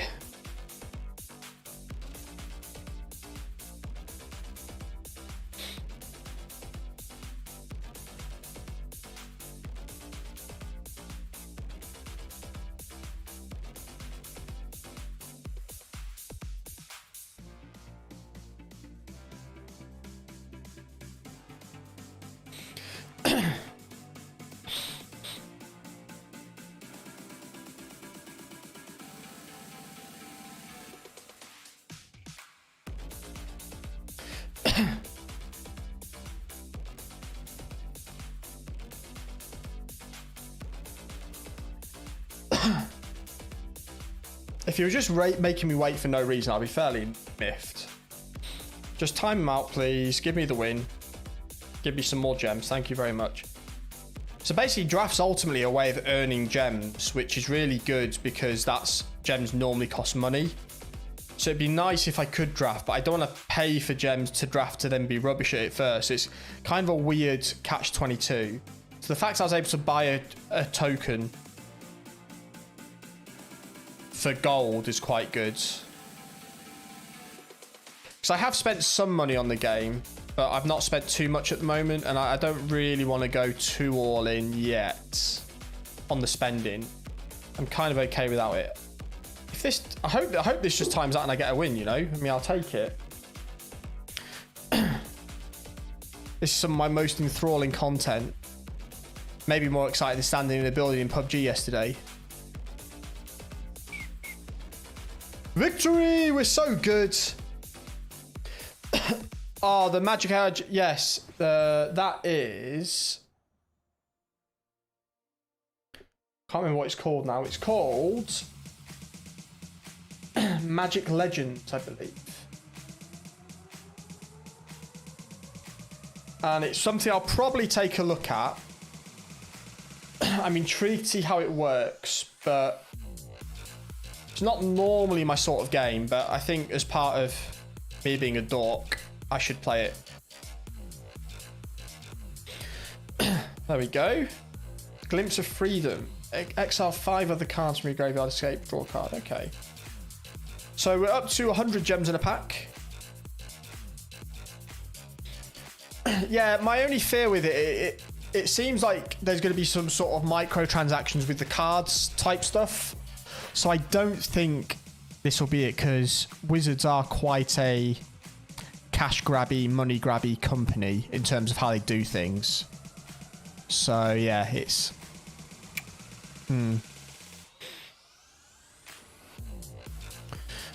that's a good hand. We can work with that. We've got early stuff. Yeah, that works. We've got a Snowland down. We've got a couple of Berserkers. Keep 7. So I'm not sure how good this deck is, to be honest. Hello, at least you're here.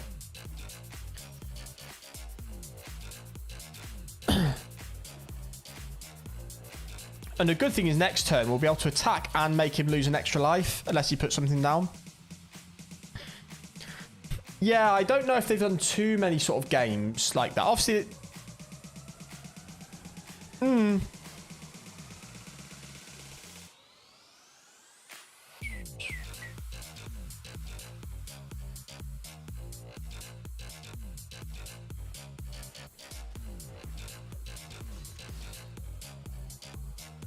Oh, I didn't boast. Oops. Oh, he didn't attack. Excellent. He didn't block. I don't know why he didn't block there. That's good. 2 life off. Yeah. I'm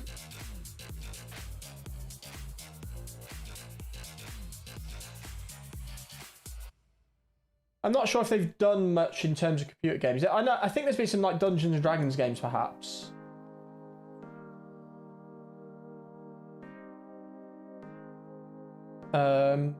Yeah, there's probably some D&D video games, to be fair. So I suppose it kind of makes sense. Whilst he's on his turn. Oh, you're kidding me. You've got a Redain. Okay. Ugh. That's really unfortunate for me.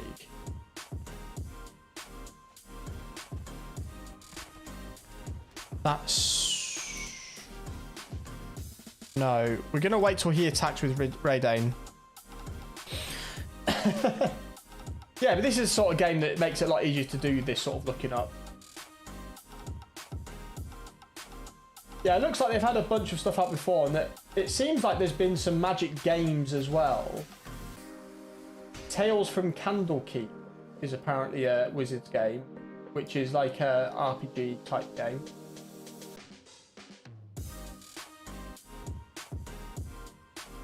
Yeah, so... Oh, wow, he's got flyers. We keep drawing... Oh, no way, we're drawing all our lands.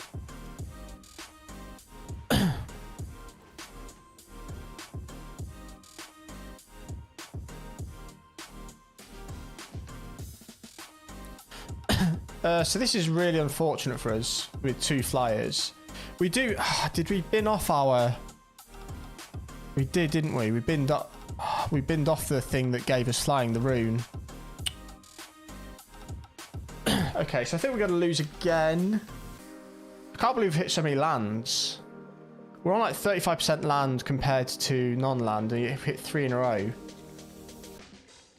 Oh, okay. Yeah.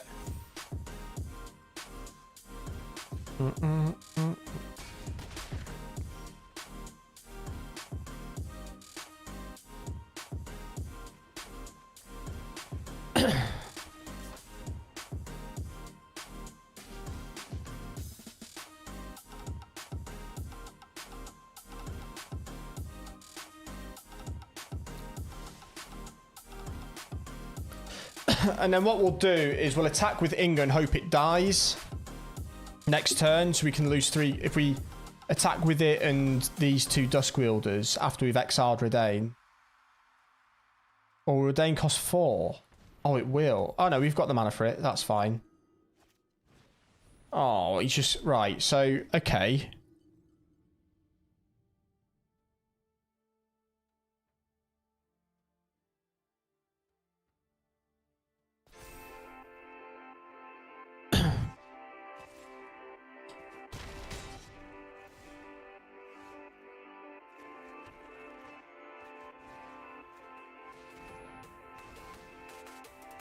So that's good. And I think we just all attack and see what happens. I think we've just lost anyway. Oh, oops. Yeah, good game. I've just realised I shouldn't have attacked with everything. So now you can just 3, 4, 5, 6, 7, 8. Yeah, that's a horrible mistake. You can just attack with everything. Ugh. Yeah, no worries, King.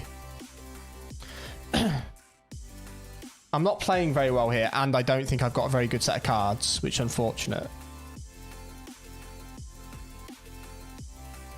I'm wondering if I can change what's on my sideboard here. I think I need to change. If I'm allowed to change it, then I think I should. Yeah, so he definitely needs the... So what aren't we using that much? I don't think that actually helps us that much. I think the Bind the Monsters is good.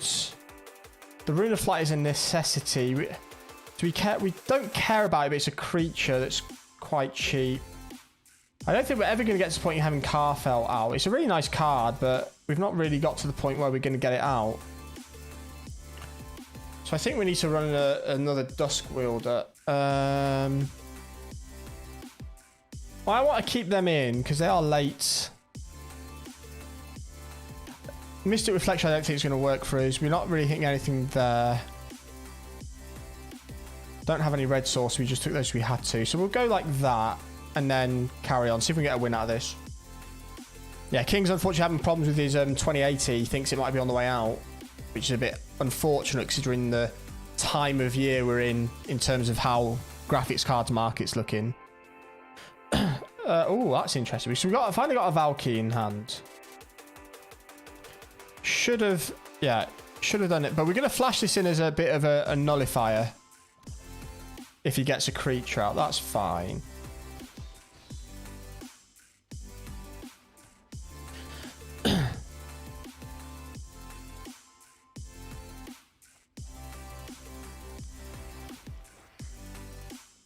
And then we've got a nice trick here where we'll attack with the Valky and Demonic Gifts it and get it back to hand so we can then exile a different creature. Whenever you cast your second spell each turn, put 2 counters. It gains menace till end of turn. That is interesting. So I think...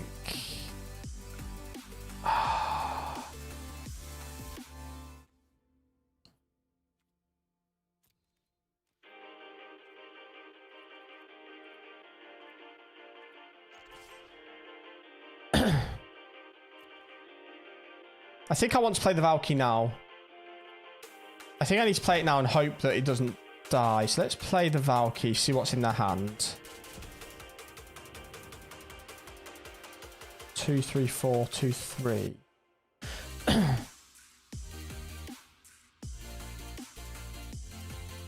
think we take the Infernal Rat, the Infernal Pet.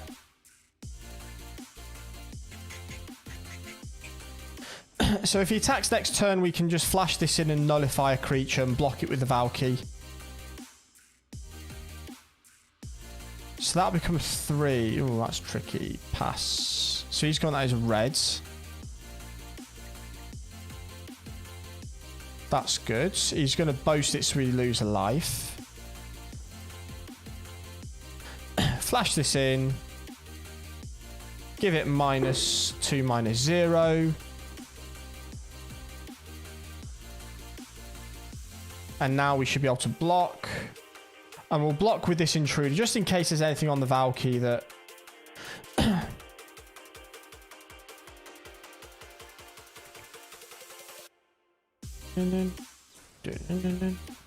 Okay. That's a strange thing to do to keep a Dusk Wielder alive, but I respect it.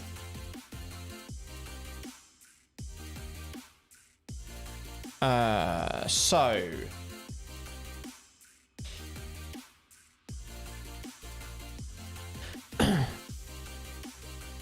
oh, I'm going to try a trick.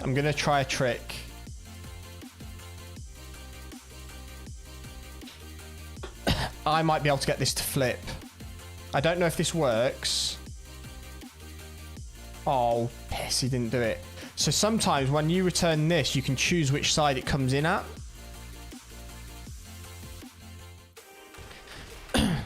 That's okay. End turn. Human rogue, zombie wizards. Oh no. That could be a problem.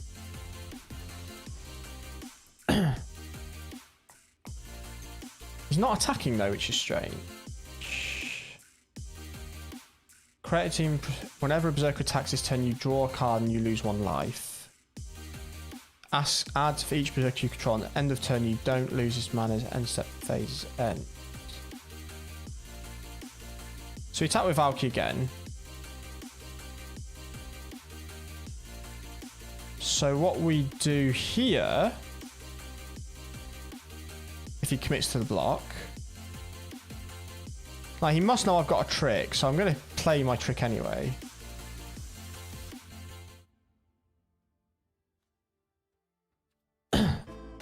So now this will come back. So he gets his rat back. It comes back into the field. And now we get to look at his hand again. He still only has the 2 creatures, so we'll take the Infernal Pet again. So that didn't work as I'd hoped. That's fine.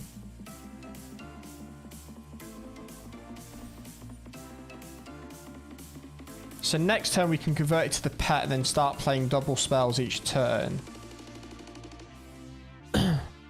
Do do do do do do do do do do do do do do. The Doom Scourge coming out onto the field is going to be awkward, but we'll be able to use our Demonic Gifts again, or we could just exile it. Yeah, I think we just need to exile it next turn. Ah, wait a minute. We need to be careful because if we... Oh no, that's great. He's attacking. That's good. Now, do we do it again?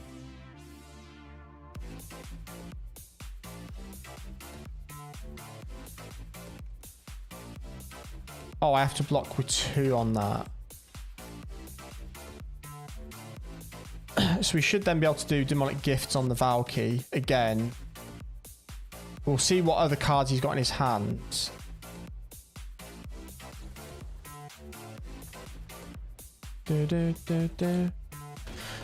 So it's nice to see what he's got in his hand. So now we can exile the Doom Scourge next turn.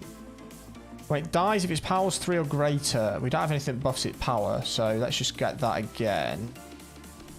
We exile the Doom Scourge next turn. Lana Source is good. So we have to attack now, right? And they're all free to attack and not die. Okay, we're in an okay spot, but he's got... We have got problems. Because he's just going to sacrifice this to get rid of the Valky to get his Infernal Pet back.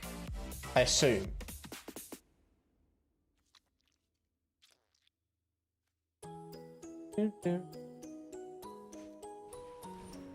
He's not. When it dies... So how's he buffing his creature? I don't understand what he's... I don't think he's got anything that can buff a creature.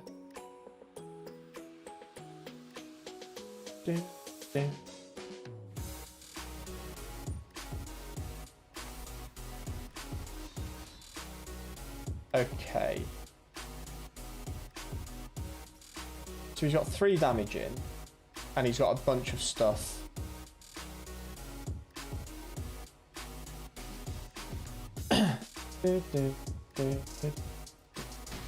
So I don't know what I need to win here. That I don't think was it. But I think now we look at our graveyard, look at our deck, see what we get. Infernal Pet. Oh, fuck, we keep that, don't we? What have we got in our graveyard at the moment? Got only a human rogue. I don't think we need that just yet.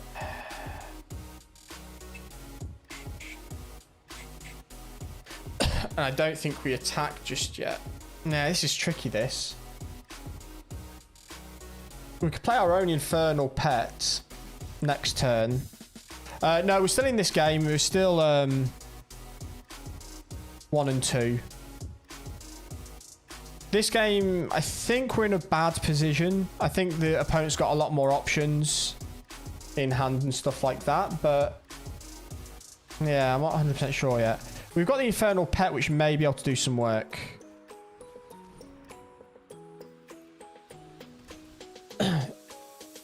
Is he paying 2 for that? That plus... Oh, wow. Okay.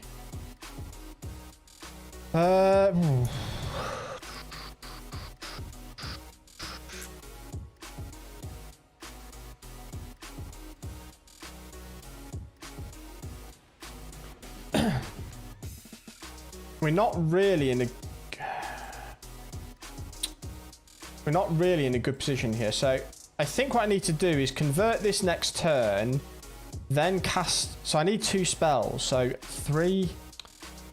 I need to convert this next turn to the 2/2, and then turn after play 2 spells and hope for, oh, we discard a card next turn. Oh, that's annoying. So he's going to sacrifice a token, deal 3 damage to the Valkyrie, get his pet back, I presume.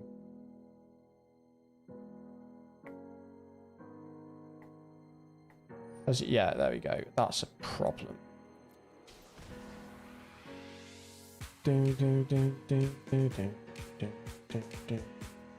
He may as well cast it this turn, so there's no point me getting the Valkyrie back.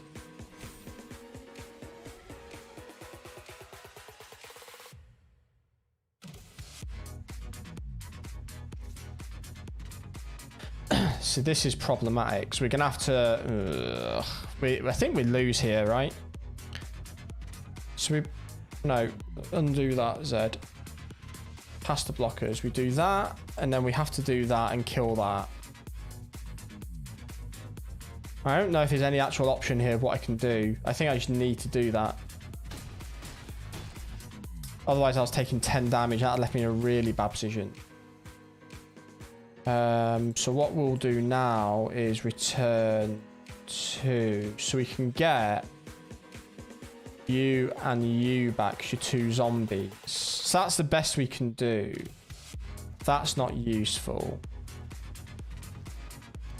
Let's look at our library. We keep that, I suppose. So that's not bad. We've lost. Discard phase is done. He's getting a creature back from his graveyard, which is going to be the Berserker. And again, we can still... This is... We're still taking a little bit too much damage here for our liking. And that's how he gets his Berserker up to over 3. That's very good. Yeah, so we didn't draft very well here. That's a lesson I've learnt. Like I say, it's difficult because I don't really want to draft without getting better at drafting, if that makes sense. I think we library that and no attacks. So this is problematic. It's got haste as well, so I think we're just dead. I think we're just dead. So we're going to take what? We could double block the pets. We don't take any damage from trample, but we're going to take 3 damage at minimum. And he's got this equipment, which is giving the tramples just the killer here.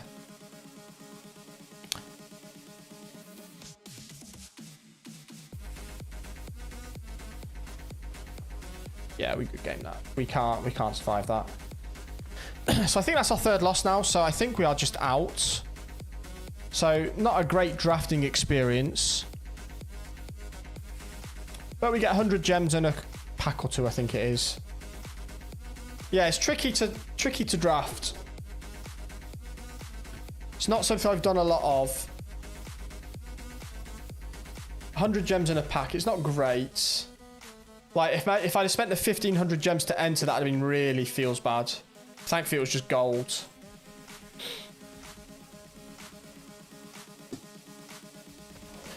Calamity Bearer, nice for a Giants deck. Okay, so we're going to go back to playing our regular ranked. Standard ranked. We play our new cycling deck. I'm feeling decent about this deck. We've had some decent success with it. My camera's gone really dark, so I launched that app.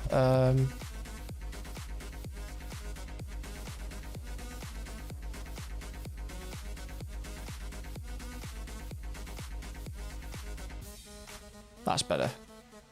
So we've got Flourishing Fox, we've got that. No red source, but I think we keep that.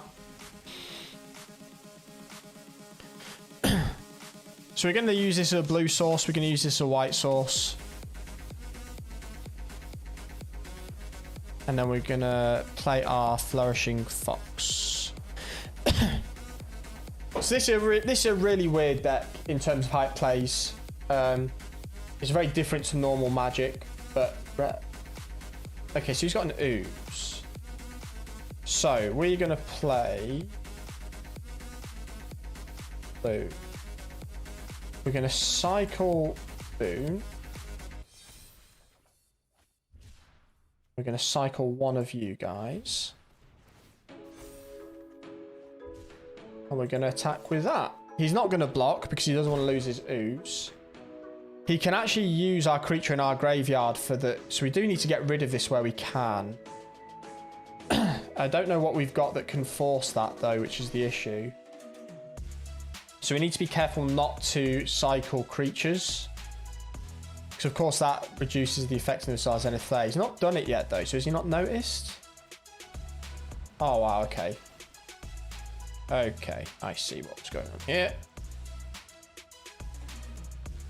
Cycle.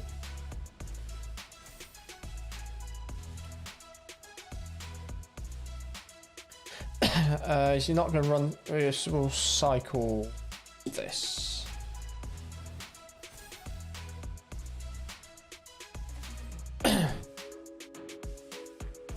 We've got a memory leak we can cycle now, which is good. Now, he might block with one of these oozes because he knows he can use that to buff his ooze next. He can only do one buff for the ooze, though, so he does need to consider how much damage he's taking at the moment. Unless he's got like a Bloodchief's Thirst in hand so he can kill it next turn, which would cause us some issues. But we've still got 4 cyclings in the graveyard. It would be 5 if the Fox dies. Ideally, we get a red mana source so we can play that, then start cycling, getting other creatures. I think flyers will work at... Yeah, okay, so that's annoying. That's to be expected. Not drawn our red source of mana, which is super unfortunate. I shouldn't have played the... I shouldn't have played the... Yeah, I shouldn't have played the land that turn.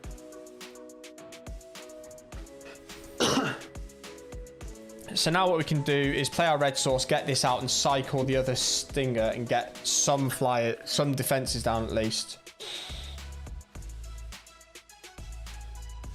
I don't know if I can get away with running a bit less land.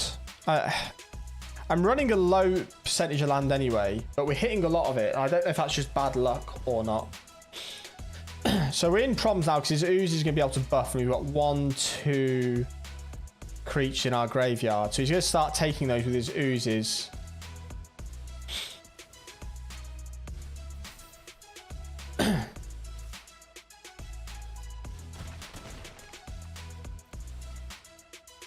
Oh, come on now. What are you doing to me?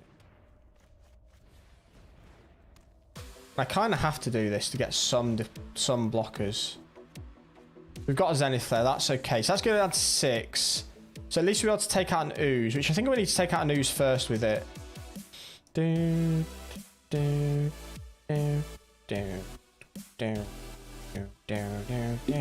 he has a Finn here, we're in big trouble because he'll get 6 Death Touch. He'll get 6 poison counters on us.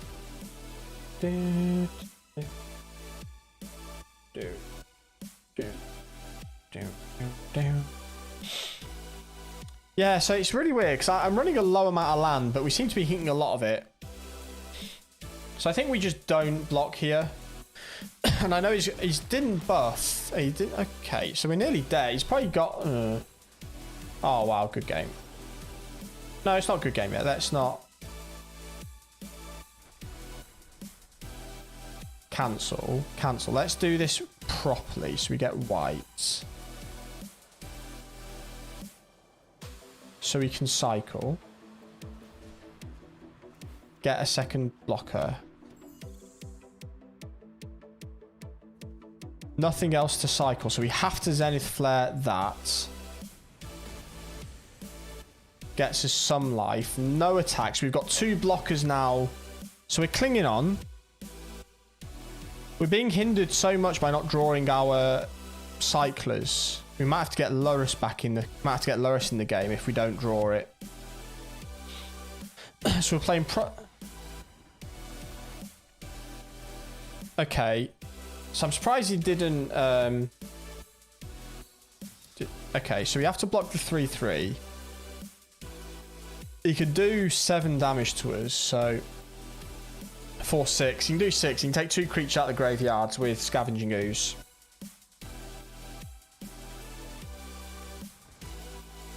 Yeah, I think we're in trouble here. We haven't got enough. We've got like... We haven't got enough to deal with this. But we try.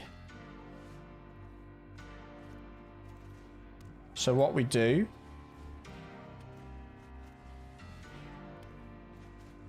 We cycle.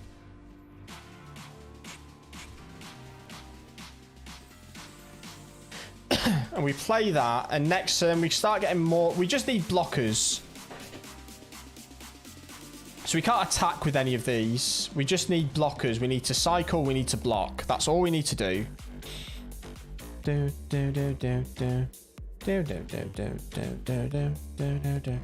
If we don't draw a cycling card next turn, we are in trouble, but we'd probably just cast the Lurrus out and block it so it dies.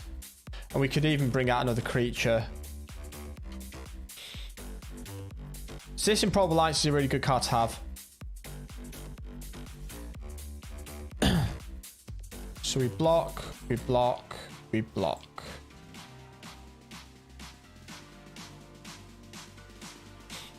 And he buffs his ooze up to be super huge. He's going to even them out as well, which is understandable.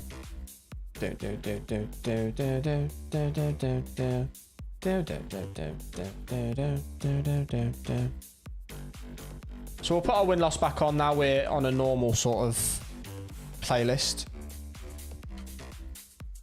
So he's just hammering our graveyard, which is really unfortunate. But he's not even gaining life and gaining tokens here, which is crazy. He's got a creature in his own graveyard he could be using. So we just need to keep cycling and figure out what we can do. So what we're going to do, we're going to play this and we're going to see what's on top of our decks. That's what we're going to get next from our... Oh, it's gain life, not cycle. Shit.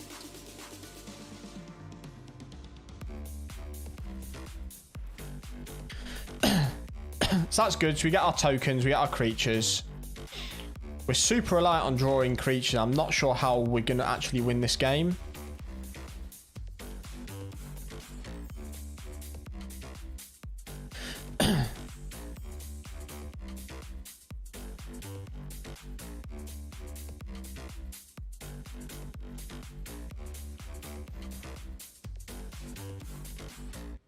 We've not been able to cast that, so do we carry on cycling? I think we cycle next turn, at the start of next turn. Because if we can draw 2 cards next turn... Yeah, so he's just killing my graveyard, which is really bad. And I don't know how we're going to win this, unless we just get an army of flyers. Maybe that's how we do it. Because our Zenith Flares are being made redundant at the moment. Well, that's a free attack, so we may as well do 3 damage to him. We've got the blockers here. We're going to cycle. Hopefully we draw another cycling card.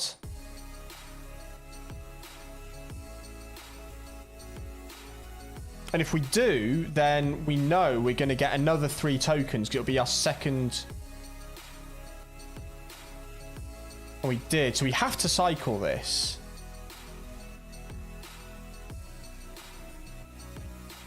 Now, I'd like to have played that, but I need the auto cycle just to get more flyers.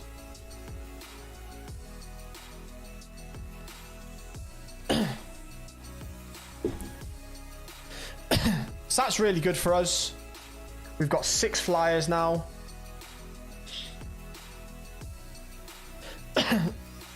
So basically, in 2 turns, we could win just through flying damage.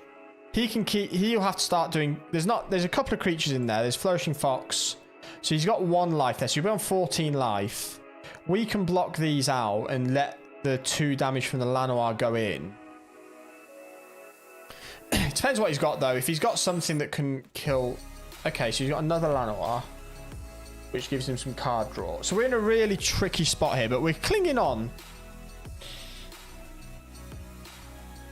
So we need to either draw... We need to draw a cycling card, otherwise we've lost.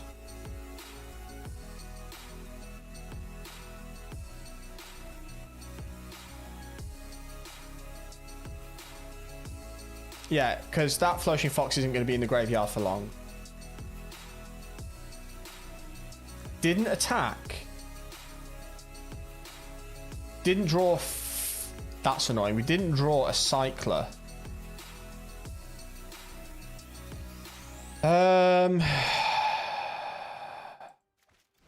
Let's figure this out.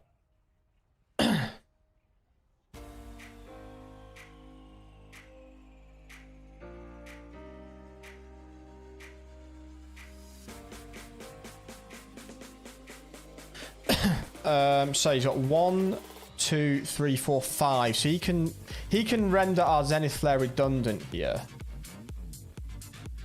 which is really annoying. So I need him to be fully tapped out. 1, 2, 3, 4.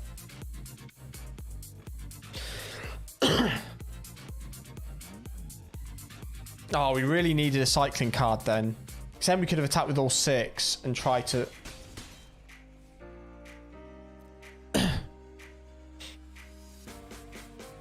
So I know he's going to go through this routine, Yeah, so I have to try and just do that and hope.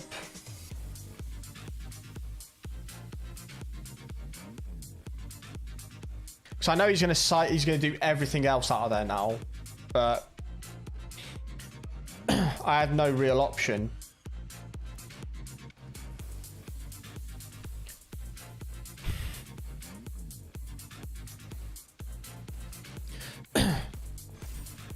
And the problem is I should have cast my Lurrus, actually. That was a mistake. I should have cast my Lurrus.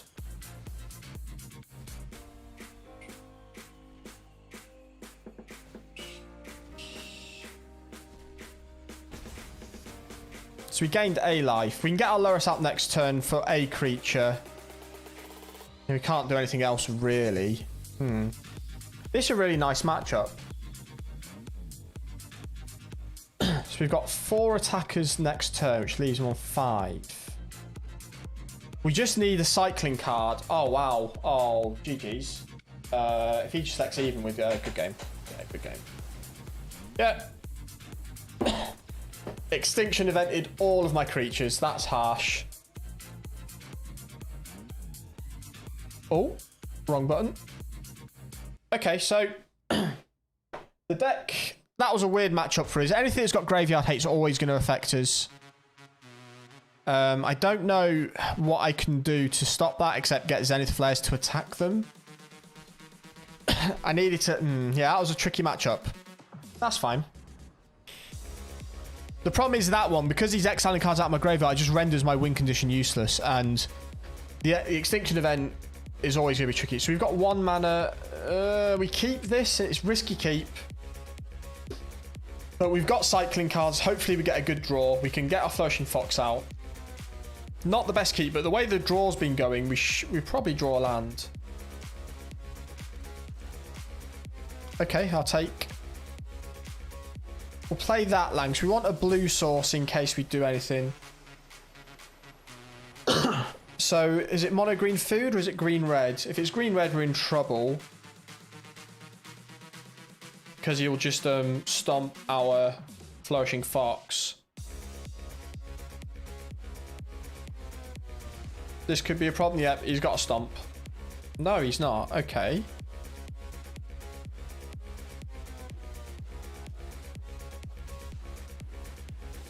Okay, so why did he pay the 3? He must have it.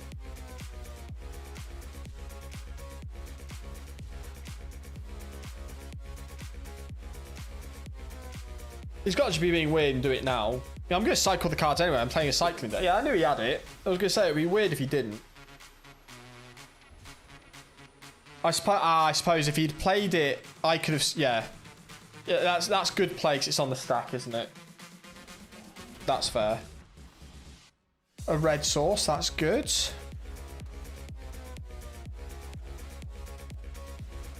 Cycle. Okay, so we've got to last a few turns. That's all we've got to do. Drawing a second Zenith Flare now would be super useful. Because what that would give us is just... We could just kill the Bone Crusher Giant or a creature he's going to have that could be quite big.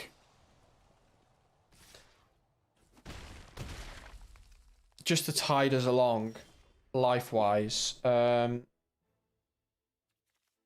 I'm going to play a red. I think I'm going to play you. I think I need to get some blocks on the board. And now we'll cycle you. We've not drawn any of our improbable alliances yet either, which would be nice.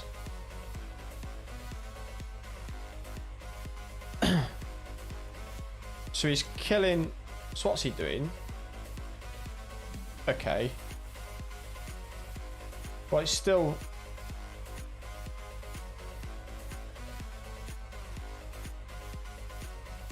Okay.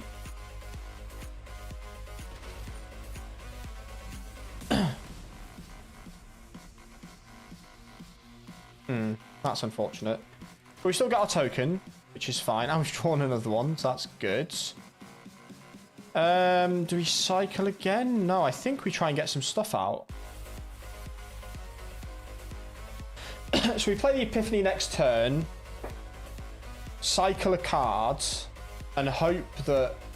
Okay, that's a problem. That is a problem for us.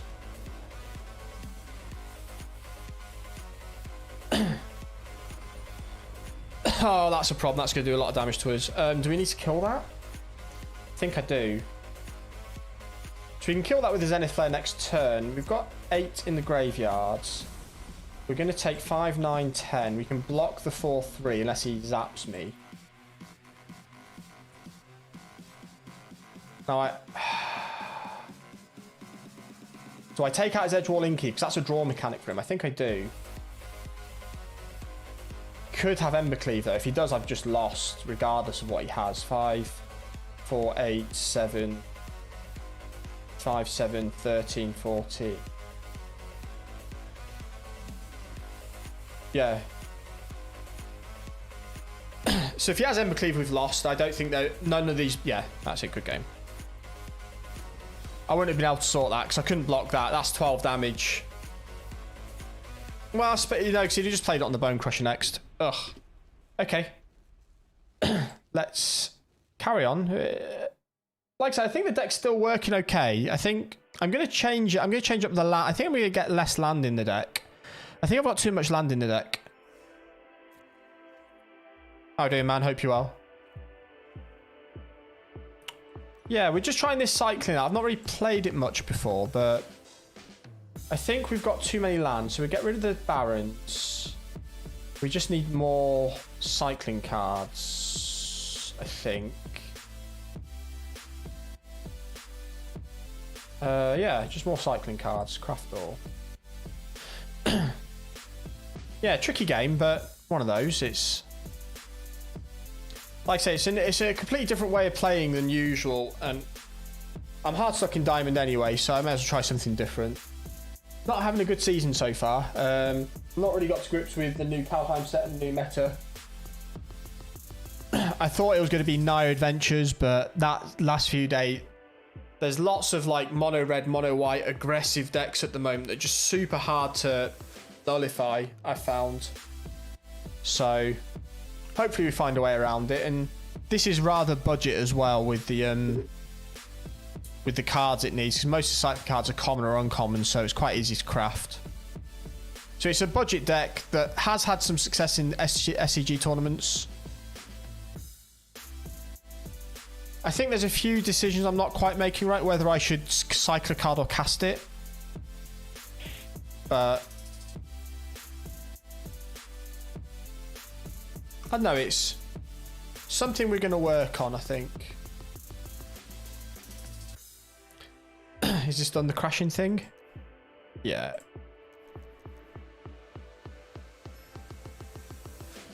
Oh no, it's found me again.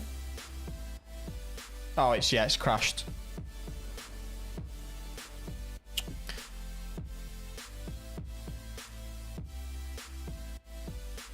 Does it get stuck here now? Yeah, okay.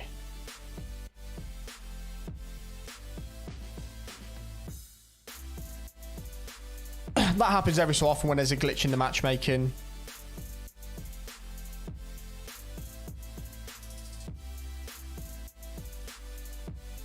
So I know, we've done okay. The draft didn't go particularly well. It's better than loss, I suppose, eh? I'll take it. I'll take it. Yeah, I'm not really much of a drafter, so the draft token I got from the store for the coins yesterday didn't really get me much. I got a win and 3 losses, so I've not really drafted before, so it's quite a different thing to do. So something I want to practice. I was contemplating entering the Arena Open, which is going to be sealed this month. It's actually this weekend, but I just don't... It's a lot of gems to enter, and I'm not particularly good at that format of the game, so I'm just going to try and get top 1200 and qualify for a weekend qualifiers that way. I'm not sure I will this month, because this, like I say, this month's been a bit rough so far. Trying to just figure out the new set. It seems to be shifting quite a lot. I was pretty happy with Boros at the start, then I've moved on to Gruul Naya, and now it's just... It's been rough. I even played some Lurrus. I even sullied myself with some Lurrus. Do I want to keep this? I think I do. It's a red source. If we get cycling to a blue, we can get Improbable Alliance out. We've got a few Cycling cards and 2 Zenith Flares. It's not the best to keep, but we have reduced our land draw, so I think we're going to try keep that. It's an aggressive keep. Hopefully it pays off.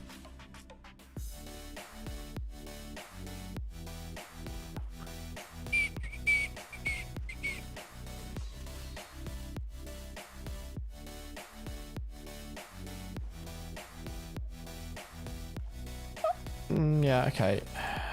Cycle. Hello, hello. Yeah, right. Does it not mute when you do mute? Good-o. Oh, I'm glad he's happy to see me. Oh, it's annoying I didn't put that in as white. I'm a bit gutted about that now. Should have cycled first before I did that, in case I drew the white source.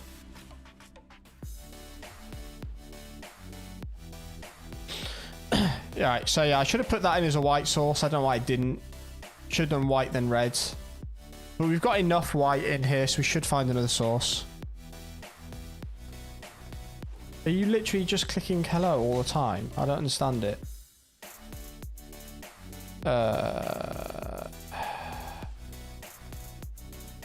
There's a white source. We'll play a fox out.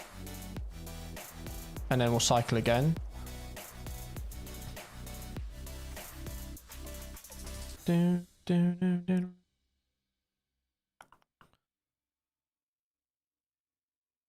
Longlow, why do you just keep doing this?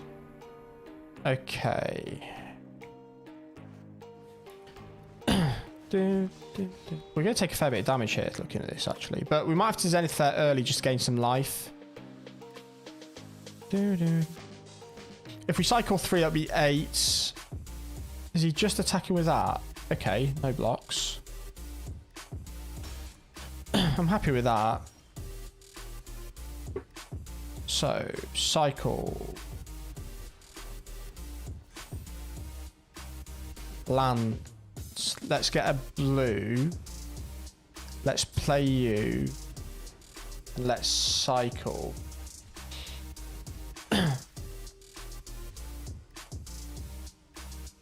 No attack. We're just going to wait to see blocks. Because if he keeps buffing this, I might just okay. Oh, okay. This could be a problem. This is just lethal, right? 3, 7, 8, 9, 10, 11, 12, 13, 15, 17, 18, 19. Yeah, shit. One turn off. If he just shoves with everything, I think he wins. If he doesn't, though. Okay. 4, 8, 9, 10, 11, 12, 13, 14, 15, 16, 17, 18, 19. Yeah, he had lethal. I don't know why he just didn't attack with everything. Can we take 8? No.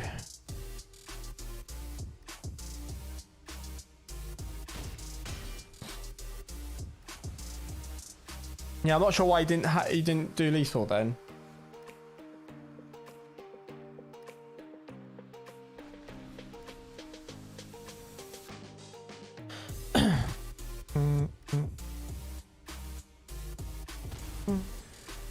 Four, 7, 8, 9, 10, 11, 12, 13, 14, 15, 16, 18. I think it's a good game anyway. Good game. Yeah, he's got me there. So we're yeah, I know what I need to do. I'm gonna add a couple of Doom Scars into the deck. I was gonna do that before and I forgot. I need board wipes. I know it's not a cycling car, but it's something we can just foretell, leave it there ready to go. Let's add those in now. Cycling. We absolutely need Doom Scars here. Did we put some on the sideboard? Shatter the Skies. We've got 2 Shatter the Skies. Is it... Yeah, like I say, I'm just getting used to this cycling deck. So if we just get rid of a couple of...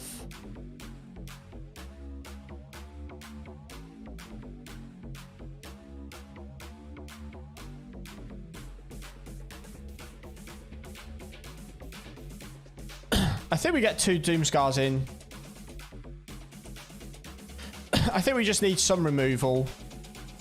Because if we get it, we can just foretell it and just leave it there just in case. Like, it's like, especially with elves, mono red, mono white. Sometimes I'm just going to need that just to buy me a turn or 2, I suppose. And even if I'm not getting great value out, it's only 3 mana. As long as we get our white sources.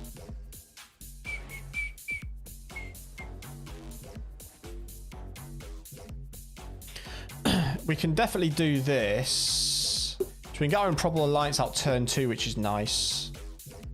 Yeah, we keep that. So we're going to scry this. So scry this, get this out as red. Red, blue, Improbable Alliance out, which is okay, I think. Oh, are we against rogues? We'll add that on top. I don't think we're going to get to keep that. How are you doing, Theo? I hope you're well. Oh, okay, so it's not a...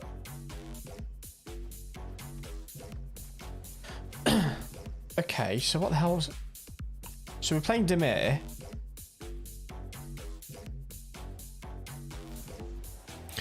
Yeah, take it easy. Oh, okay, so we've turned it to hand. Okay, so this is like an Alrund's Epiphany deck then? Okay. So, we go white. We go blue again. Is he going to counter this now? Yeah, take care, King. No, so we're going to cycle.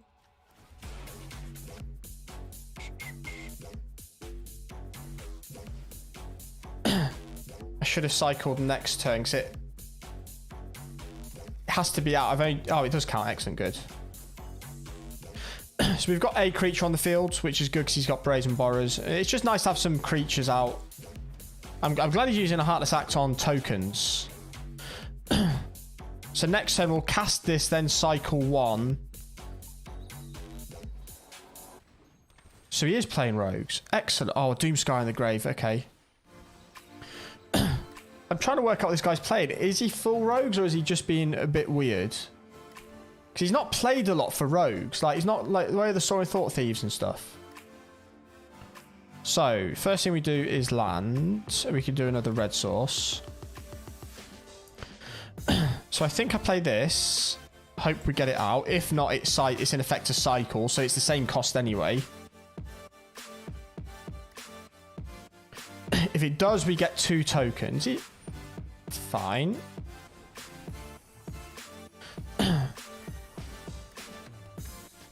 So now we can cycle.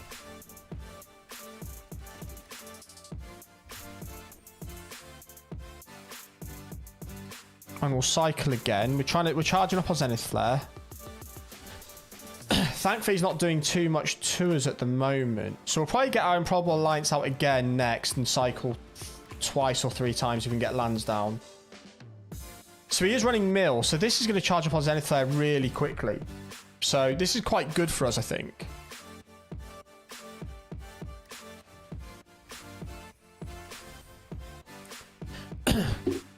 So I think this might be okay for us. So we'll cast that. We're then going to cycle you.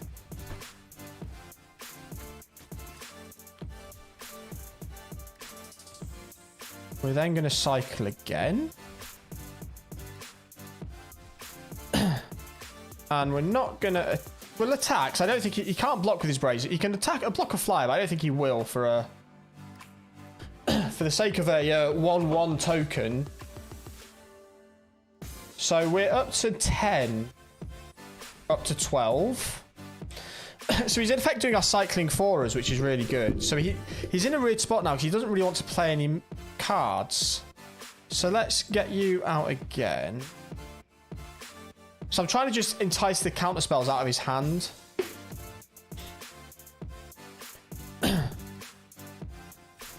Which, that's 1. So we'll cycle.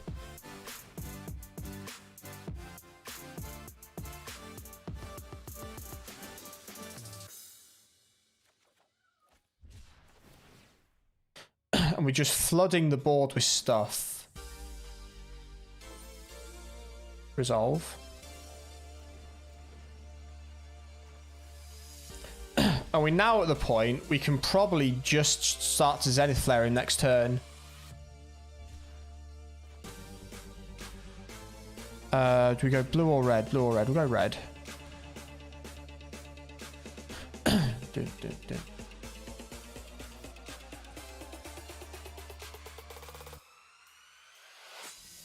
We can even sacrifice one of these tokens to be blocked by the Thief Guild Enforcer here. So now we're putting good pressure on, and he knows we've got a Zenith Flare. He knows that's the game plan, so we can't play too much. So now I'm going to leave mana open. Cycle once to get my 4 tokens out on the field. And yeah, so this is a really good matchup for us. I just need him to play stuff.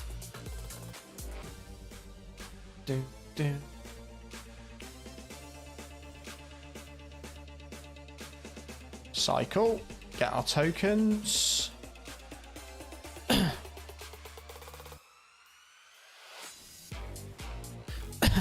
So, okay, he's doing stuff. So I'm trying to bait him into playing some mana because I'm going to try a Zenith Flare this turn. I know it's probably going to get countered. He's got to be holding the counter, but...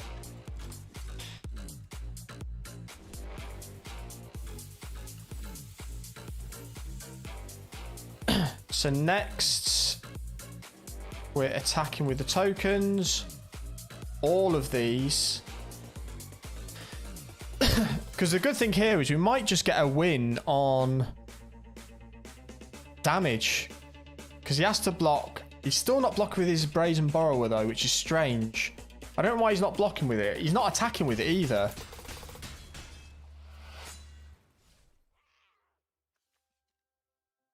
So do we try, or I tell you what we do. We play another one of these. I want him to counter this now. Nice. So he's got 2 cards left in hand.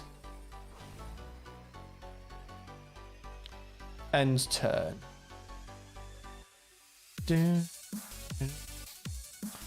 So we've got plenty of cards left. He's got 3 in hand. Now I just need him to...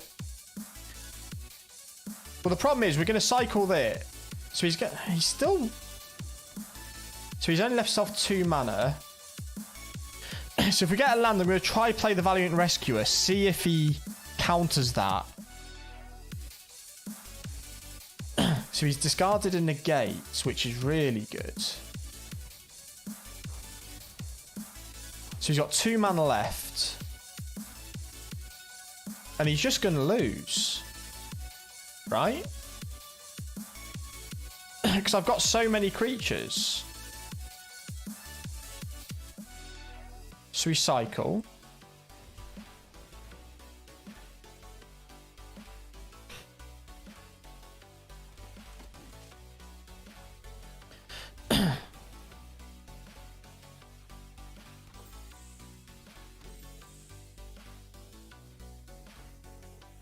Next to combat. 1, 2, 3, 4, 5, 6, 7, 8, 9. So he has to block 2. He's going to leave him low on life. I'm hoping he flashes something in. So he's finally blocking with his Brazen Borrower.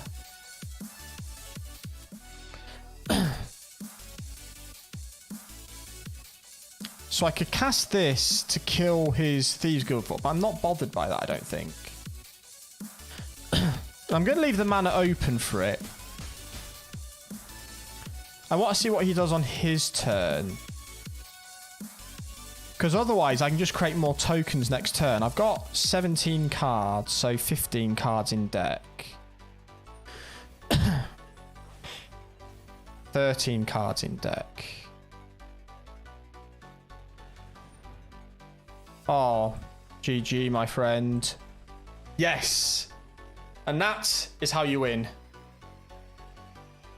Booyah. There we go. Thank you, Rogues, for doing my job for me.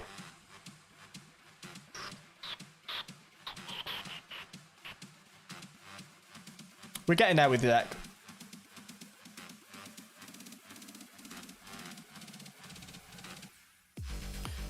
It's certainly a very interesting way of playing, and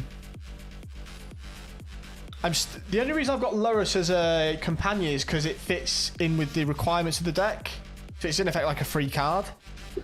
I don't particularly need it. Our Doomscar, excellent. So we can foretell that for 2. So let's keep... You know nothing. Absolutely.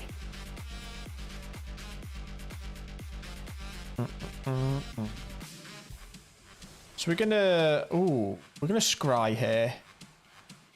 Do we want another land? I don't think we do just yet. We only need 1 more land source for our Zenith Flare. Hopefully, well, okay, this might work for us. We'll add a blue, and then we'll foretell. No, we'll play this first. So next turn we get a token and foretell the Doomscar. So we need white mana sources. I should have played that as a white. Ah, God damn it. I didn't look at the Triome. Oh, okay. Fairly irrelevant. That's annoying.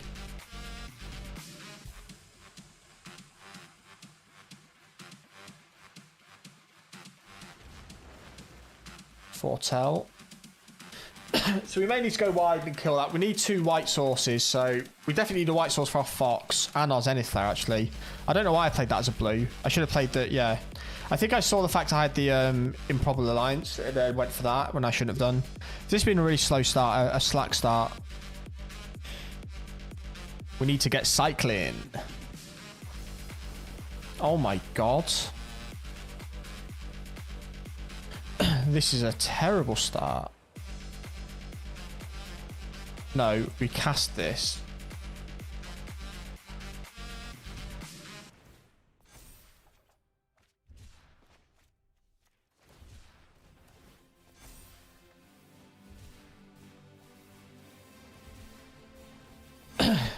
We're fit. Right, so we've got another white source, which is good. It's a tap source, unfortunately, so we can't Doomscar till 2 turns time. 6, 9, 18. We might survive it. If he's got a Binding of the Old Gods, we're in trouble. No, that's good.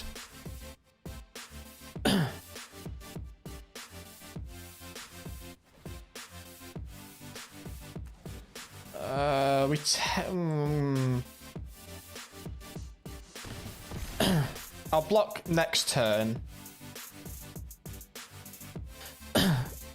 I'll block. Yeah, I'll block next turn. If I can Doomscar next time, I probably will. I know. I'll wait and see what he plays.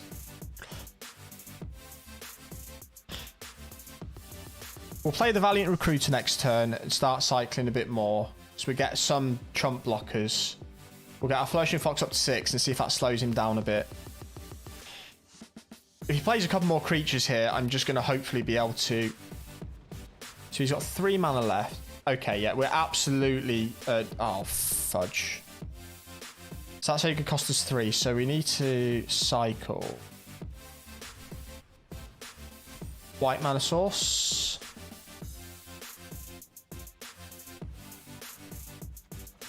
White mana source that's not tap mana source. Didn't get it. That's annoying. And I've messed up because I didn't play that out first. Are we going to survive this turn? 6, 11, 12, 15. No, I'm going to have to play that out. No attackers.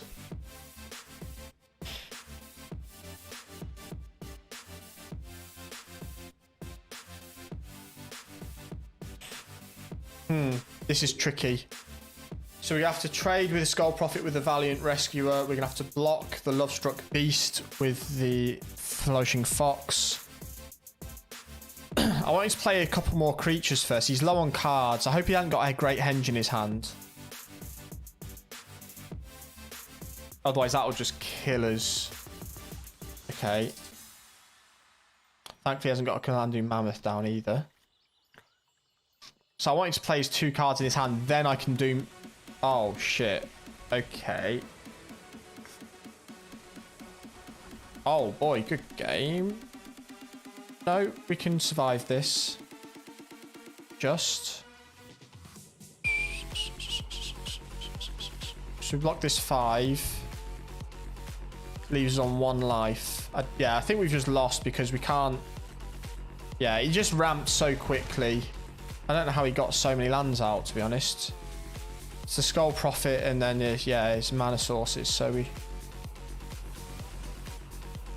But we can't... He can just do 3 damage to us. So we haven't got anything that we can do about it. Yeah, we're a bit slow then. Yeah, that was a strange matchup. We get a land now. Yeah, too late for that. Concede. He was just going to do 3 damage to face, so we couldn't do anything about it. Yeah. Okay. I don't know if I'm playing badly or if... Because the deck has a better win percentage than this. I've seen good players operate it better, so... No point showing the win-loss now because we're getting absolutely trounced, so let's carry on. I think this deck could work. I'm enjoying playing the deck. I'm going to see next if there's any other creatures that have cycling effects. Maybe there's something that we can use.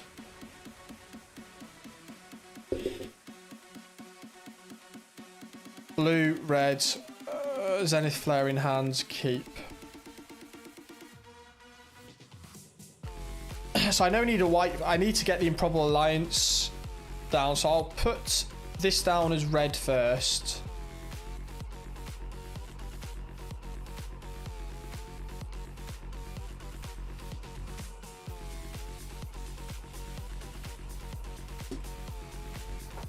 Hopefully we get our third. Okay, Flourishing Fox. So this now has to go down as white, and then we can buff it. And we just have to wait for our blue source. If we draw a blue source next turn, that'd be great. Actually, if we get our blue source If we get a blue or white source of mana, we'll play that next and play the Improbable Alliance. And next turn, play the Ferocious Fox, cycle, get both effects in one. It's quite a complicated set of play lines here, actually.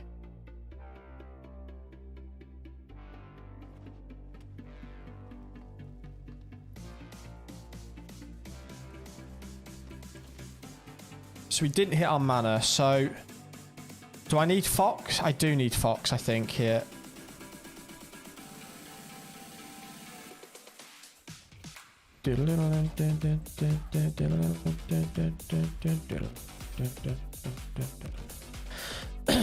So this is where the balance between going aggressive with lands and not is an issue, because we're like, it's like 70-30 land, non-lands to land. So if he's got a stomp, yeah, okay. If we draw a land here, oh, this is painful. Just give me a land, please.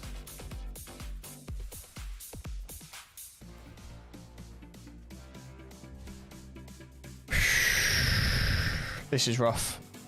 Have we gone too aggressive on the lands to non-lands? I think we have.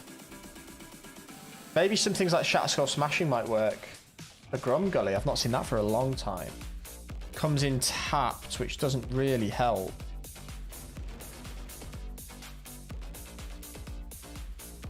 The good news, we can play Improbable Alliance and cycle one next turn.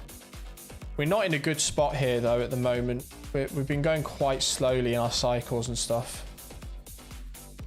I think I do need maybe one more land for one less cycling. I'm going to look at my mana balance as well. Yeah, we're struggling here.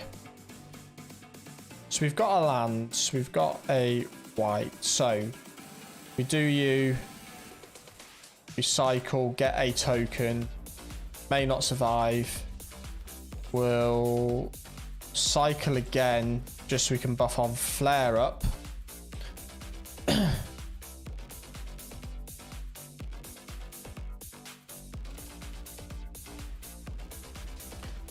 So we're still taking damage, but we're not too bad. We've got 8 in the graveyard. We can play the value. Ooh, okay.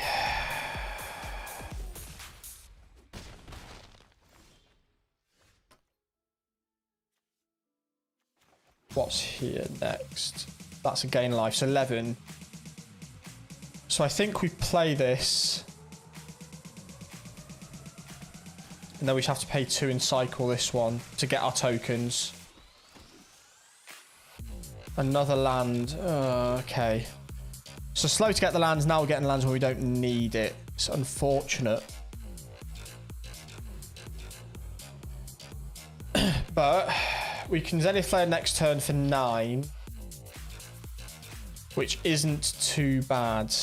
And if we draw a cycler, we could cycle a couple too to buff it up a bit. We should survive this turn as well.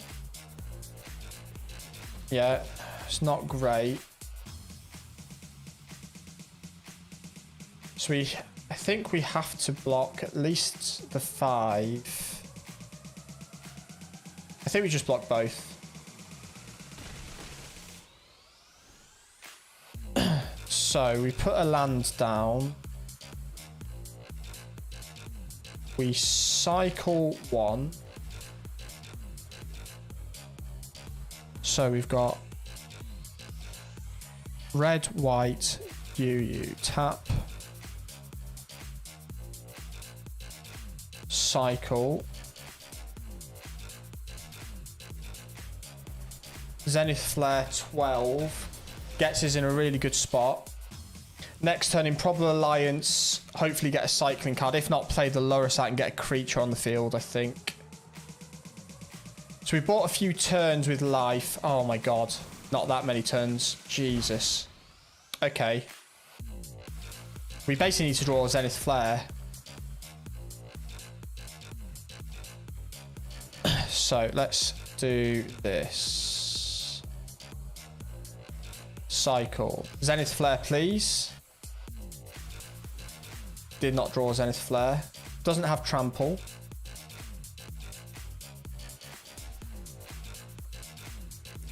hit a land. Okay, do we survive this turn? 8, 40, 13, 16, 17. We can block 8, 13 of it. 5, 6, 8, 9. We can maybe survive. If he has another Cogler or something, with. Oh, no. We are on the clock. He's going to destroy one of the enchantments. So, yeah, we basically just need a flare. We have to block those. Yeah, we need a Zenith Flare. We need to...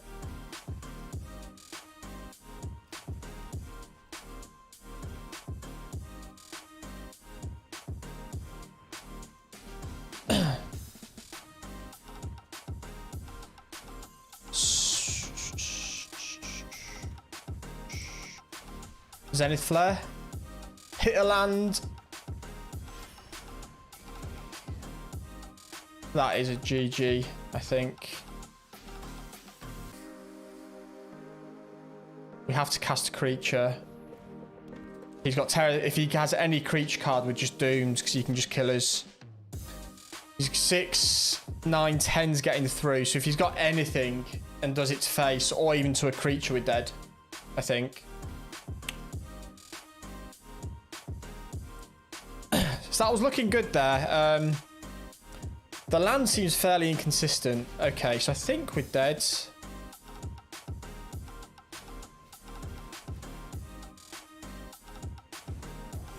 Yeah, good game. Yeah, that was unfortunate. Is it? I'm just thinking, I don't know. Trying to work out, like I said, we'll play a bit more. I'm trying to work out if we can, I'll do some research on this deck more. I like the deck, I like the concept, I like how it plays. But I just need to consider if there are better options for the deck. I wonder if there's any 3+ mana cards that are useful in this format instead of having Lurrus as a companion, because Lurrus is basically there just because it can. That works. Red, white, keep 7.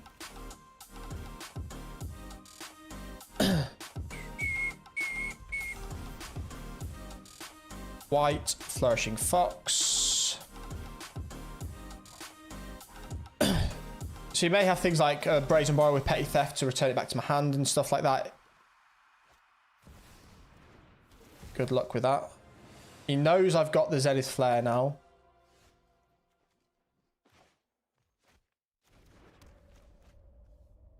I'm going to get that out so we've got 2 creatures.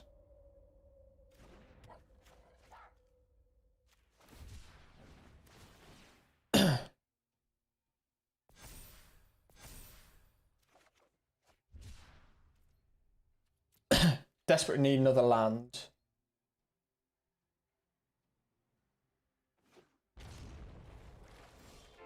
Gets a land. We'll play a blue on this one. Start the cycle.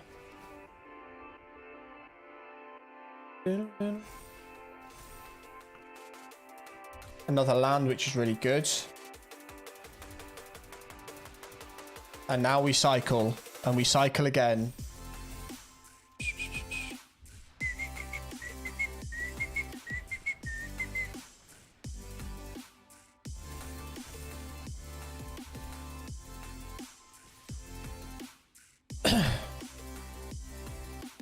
That's a really good threat. He might have something in hand to deal with it, but I think I just need to put the threat on.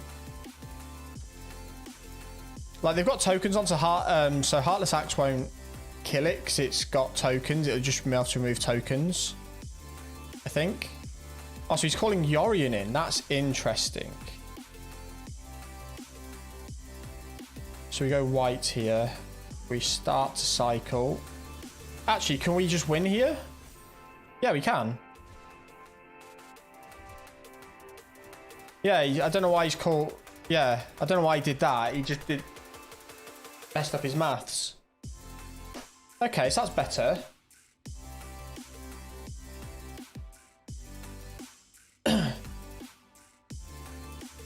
So my only thought is, how do we play aggro? Is it just trying to get wide?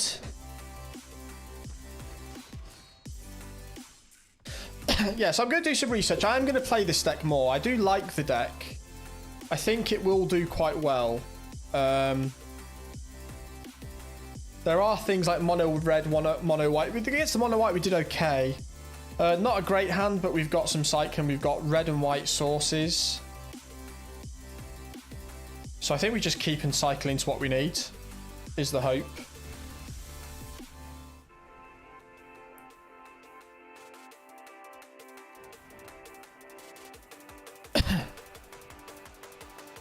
So we've hit. That's excellent. So we've now got a red and blue source. I should have played down blue this turn, actually. It was a mistake, but that's fine. We're going to keep hold of the Dranith, because we might actually use that. We're against another Lurrus deck, but I don't know what he's playing. Is he cycling as well?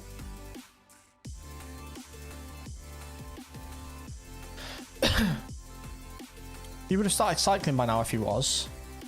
So this can go down as red. We can get an Improbable Alliance out. Okay, maybe he is cycling. Or maybe he's not. Maybe that's just a card he's getting rid of.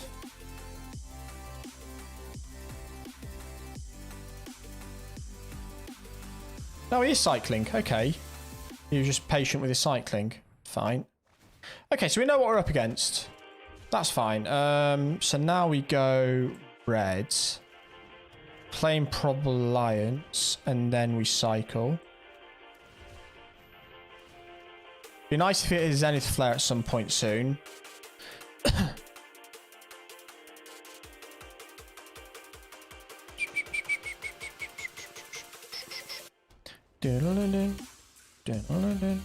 So is he going to go wide here now? Yeah, he is. Okay.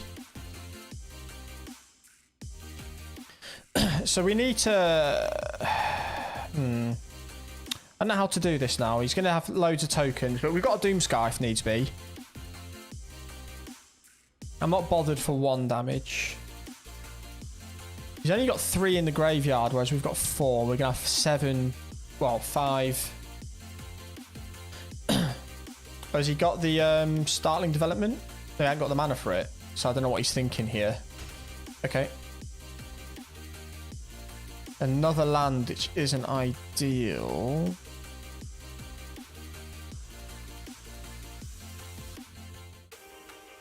Let's play you. At least that can block a token, is my thinking.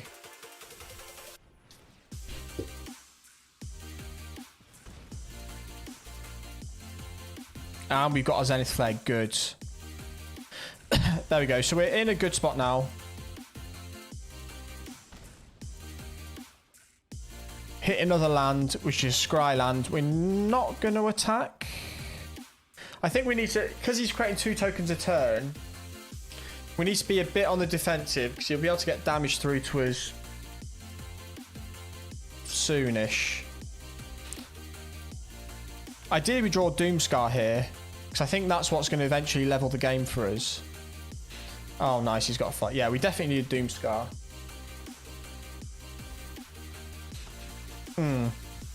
This is tricky.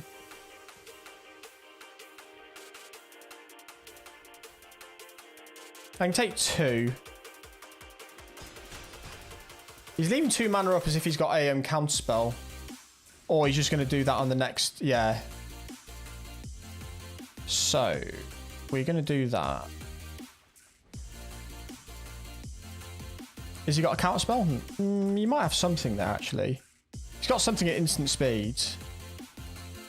That's a cycling. Cycle 1.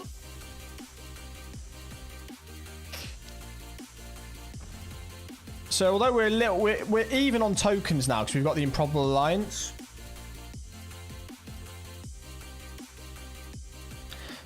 So I think I need to cycle on his turn to get 1 token.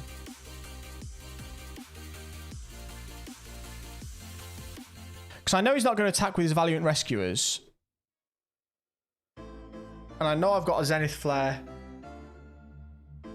I know I've got a Zenith Flare to protect if we get too low on damage. We've got this Dranith Stringer as well, which is a good blocker for tokens.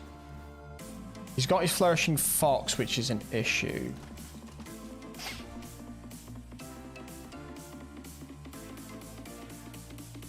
But we can cycle this turn to create a token for a fox. So ideally we need to keep a nice. So we'll cycle.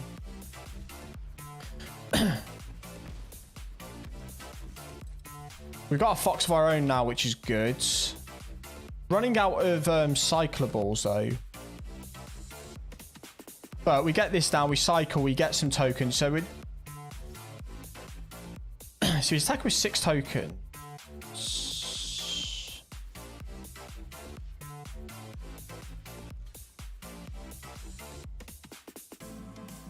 I think I take 3 damage here. Yeah, I'm happy with 3 damage. That levels the board for us. So we play a Flourishing Fox. He's leaving mana open as if he knows that I'm going to flare. Play white.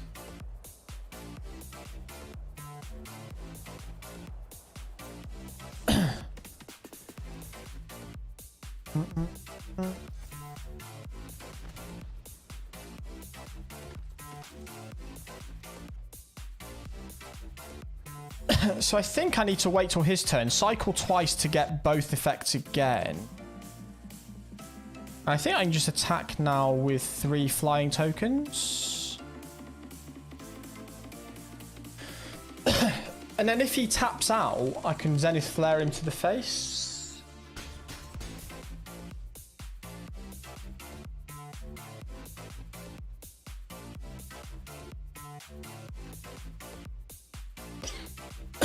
So if he taps out now with some removal or something,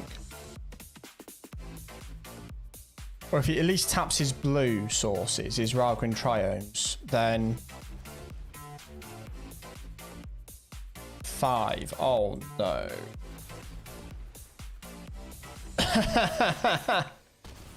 Okay, that's a great trade for me.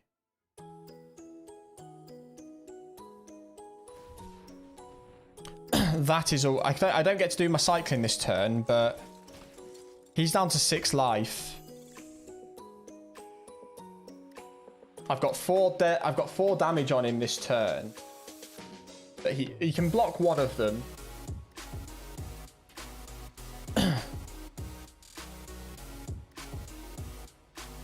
Okay, I'll just block with that token. Happy with that. Could Doomscar, could foretell the Doomscar. Let's foretell that. That's a just in case it starts to go wrong.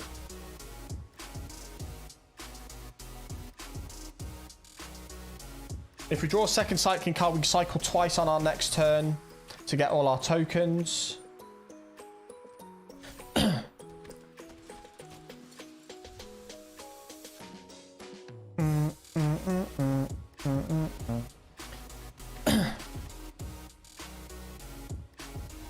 Nice. And now we can cycle, we can do that twice on his turn. Attack with all these tokens. So the Doomscar's there just in case something happens and we lose something on the board. I don't think I'll need it because he's down to 2 life. And we cycle... Wait, do we just cycle 2 cards? Yeah.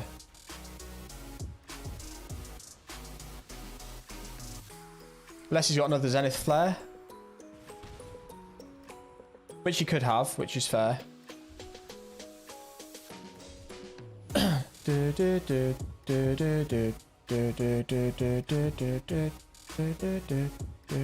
he got the Zenith Flare? He has, right, okay, that's... Okay, so I've got a Zenith Flare, so I need to last a turn. If you've got another Zenith Flare, then I might be in a bit of trouble.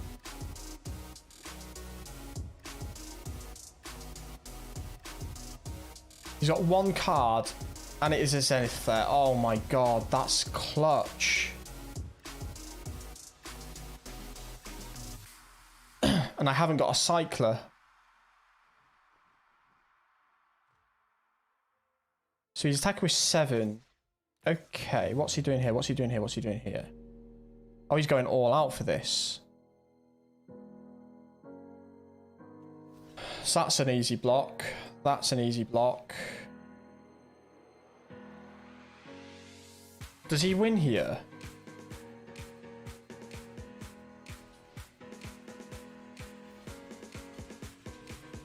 Oh my god, he does. No, good game. Oh, that was frustrating. We had that. He had 2 Zenith Flares, his last 2 cards in hand. Unbelievable. Oh, that's frustrating. That is frustrating. Maybe a board wipe could work then. But that would have boosted his, that would have boosted up the, bolstered the Zenith Flares, so okay. Right, this will probably be my last game. Then we'll be heading off for the evening. Thank you guys for it. There will be a video on Saturday about, I think it's going to be about a, I'm going to talk about Dimir Rogues. So I did do a deck and played some games with it, so that's a mulligan. Oh my god. What is going on? This is terrible. Okay, this is awful. So we're going to mulligan down to 5 cards and hope for the best. This is not what we need. I could have kept that first hand now, looking at it, but hindsight's a wonderful thing. Can we keep this? I think we have to keep... I can't go down to 5. I think we should keep this and hope for the best. But we couldn't have 3 non-cyclable cards in the hand like we had in the first one.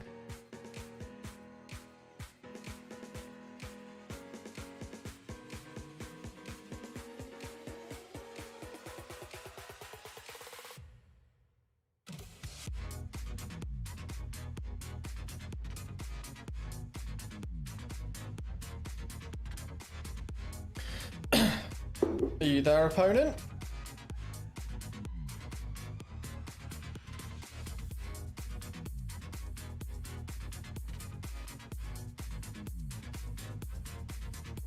I wouldn't mind if you're not, because this is going terribly at the moment.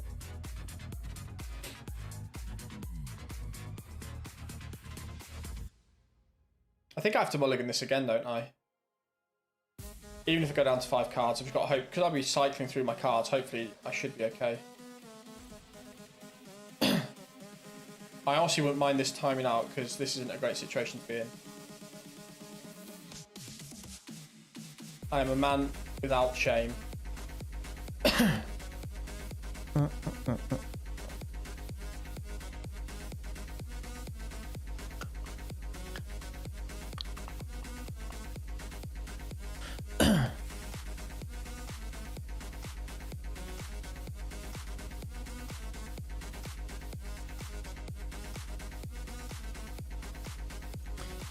I think we just keep this. Don't think the Doomscar's gonna get foretold anytime soon. And now we just hope he times out.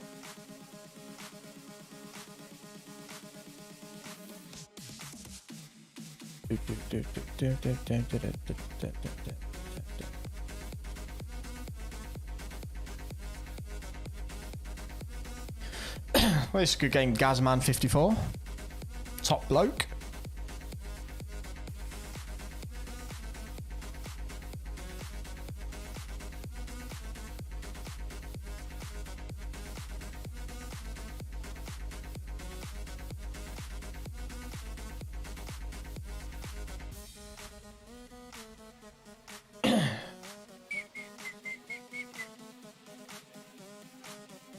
I do wonder how this happens. Is he on mobile and his phone's died or something? So he's queued up for a game, got a game, and then he's just going to lose a bit. Unless he's at Diamond 4 and just didn't like the match sheet, the hand he had, but I'll take the win. We'll do one more game. That wasn't actually a game, so... So we are at Diamond 4. We are going to get into Mythic this season again, but it's just taking some time. Hopefully towards the end of the season, I'll just brute force something into it to get the rewards. Obviously, we are aiming to get towards winning tournaments and, well, doing well in tournaments, stuff like that. And I think this deck may be something around that. I think this deck may be something we can do with it, but for now we're just learning. We're appreciating that meta's changed a fair bit. We've got a land and a Flourishing Fox. We keep that. I think we just need to get a Flourishing Fox out and hopefully cycle it to make it bigger and get our second land. We've got a Zenith Flare as well.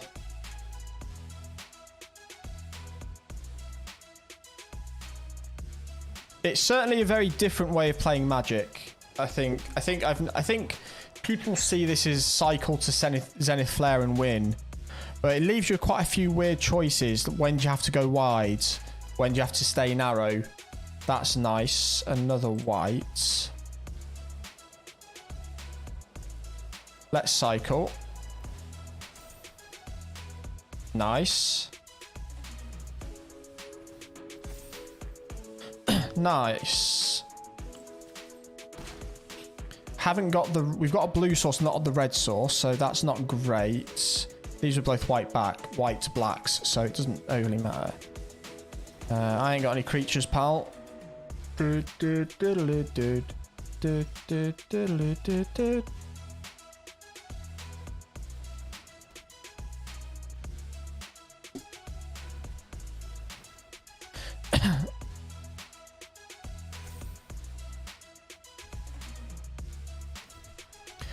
I might want to keep hold of the Stinger. I'm not sure yet.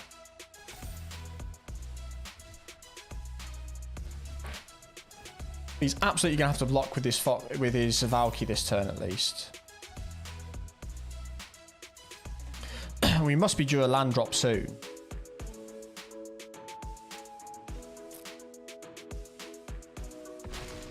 So get a red drop down in proper alliance, start cycling, get a bit wider. Because obviously black's got a lot of removal, it can just get rid of a 1 mana thing. Bloodchief's Thirst. Yeah, there we go. Inscription of Ruin. It's an expensive version of that though. We're going to cycle the Memory Leak first. Didn't hit our... So we can play this. I think now we've got something down. We can cycle this. So we've got a red source there, which is good. It's a tap land, which is unfortunate. Hopefully we draw 1 cycling source next. Otherwise, it'll probably just be a Foretell Doomscar. Discards 2 cards. Oh, that's awkward.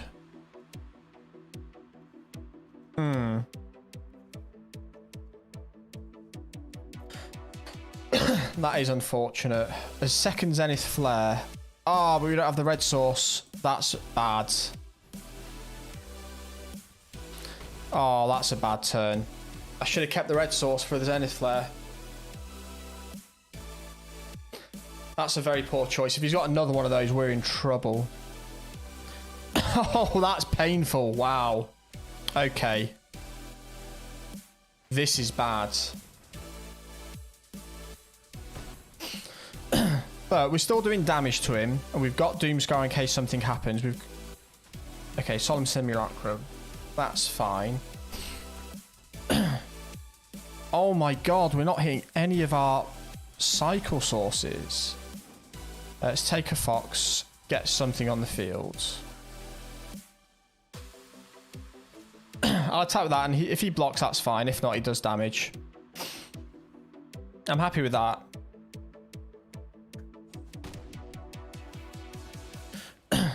Such a weird set of... Yeah, okay, so lots of discard. Oh, we're so close. We just need a red source. I think if I get a red source, I'm just going to cast this straight away because... What the hell has he got here? He's got loads of lands. Surprised not played a Faceless Haven yet. Oh no, we just did... Okay, this is problematic. This is so bad. So I think we do this. I'll cancel that. We can't pay the red mana. Fuck. Let's... Oh, that's a cycle 2. Let's cycle 2. hit a Doomscar, so we may as well get you out. Attack with both. He has to block the 2, unless his Dream Devourer dies. So that's him down to 8. We've got 1 Zenith Flare left in deck. But no red source still. This is such a strange... We've only hit 1 red source in our deck at the moment.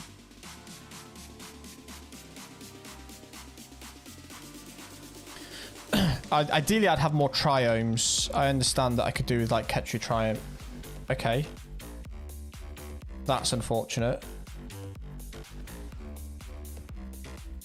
Okay, so we'll probably Doomscar that if we don't draw something good.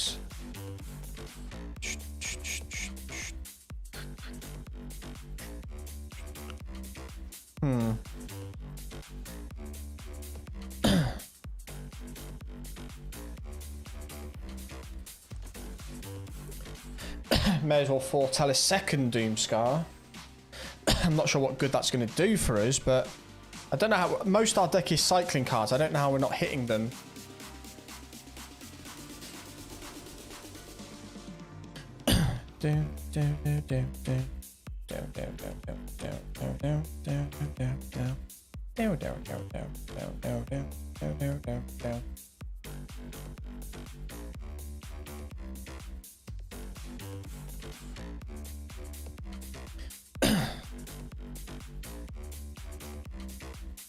Red source, Zenith Flare, please. Right, cycle. Get a token. Just keep cycling. Give me a red mana source and a Zenith Flare, please. Yes. No attacks. Okay, we're lucky they've not got many sort of draw mechanics and stuff. And I've got loads of life, so I'm not particularly worried. So he's using that as a draw mechanic, that's fine. He's found the Faceless Haven, that's a problem, but we can just block that with the Valiant Rescuer.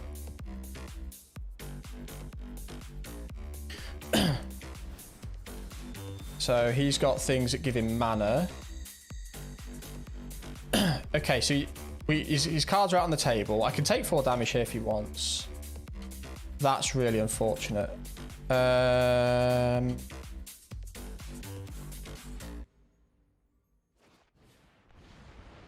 I think we just, yeah, Doomscar. He draws a couple of cards, but... So now obviously Faceless Haven becomes an issue, which maybe I shouldn't have done, but... I just need to cycle through to a Zenith Flare. That's all I need in this world. So I assume he's going to do Faceless Haven, attack me for... Oh, wow. Uh-oh. That could finish us. Oh, shit. Okay. Let's see if we can find it.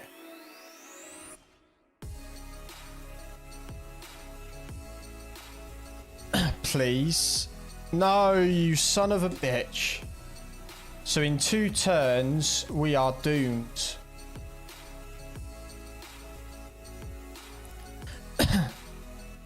Watch him get my he's got an Ugin. Okay, well, I'm not worried about the Ugin, so I've got nothing on the field. I desperately need a Zenith Flare this turn.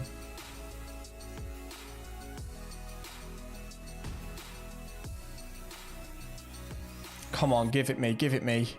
There's a 3.5% chance.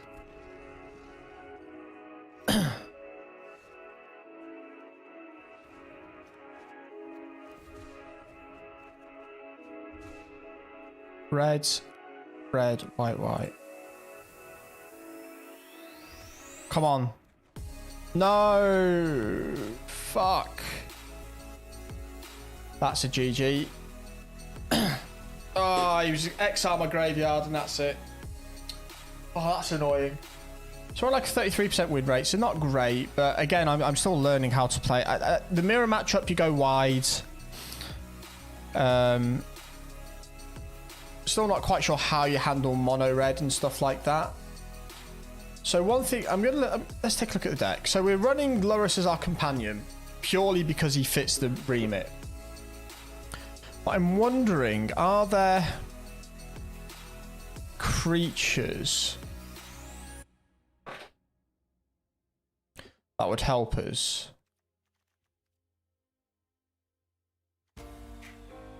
So we got the...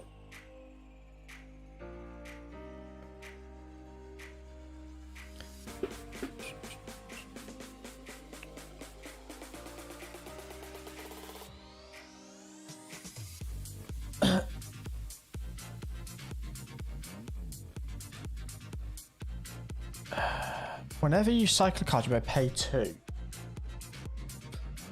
I wonder if that's worth running in a deck. Whenever you cycle a card, you may pay 2. When you do, Savai Thundermane deals 2 damage to target creature, you gain 2 life. So there's a bit of removal there.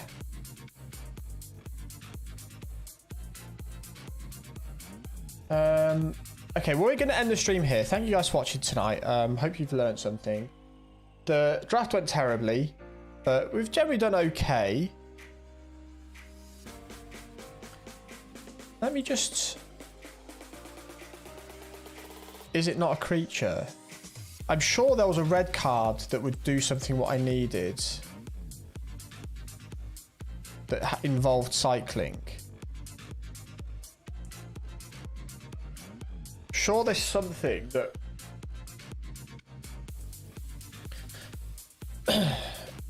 no.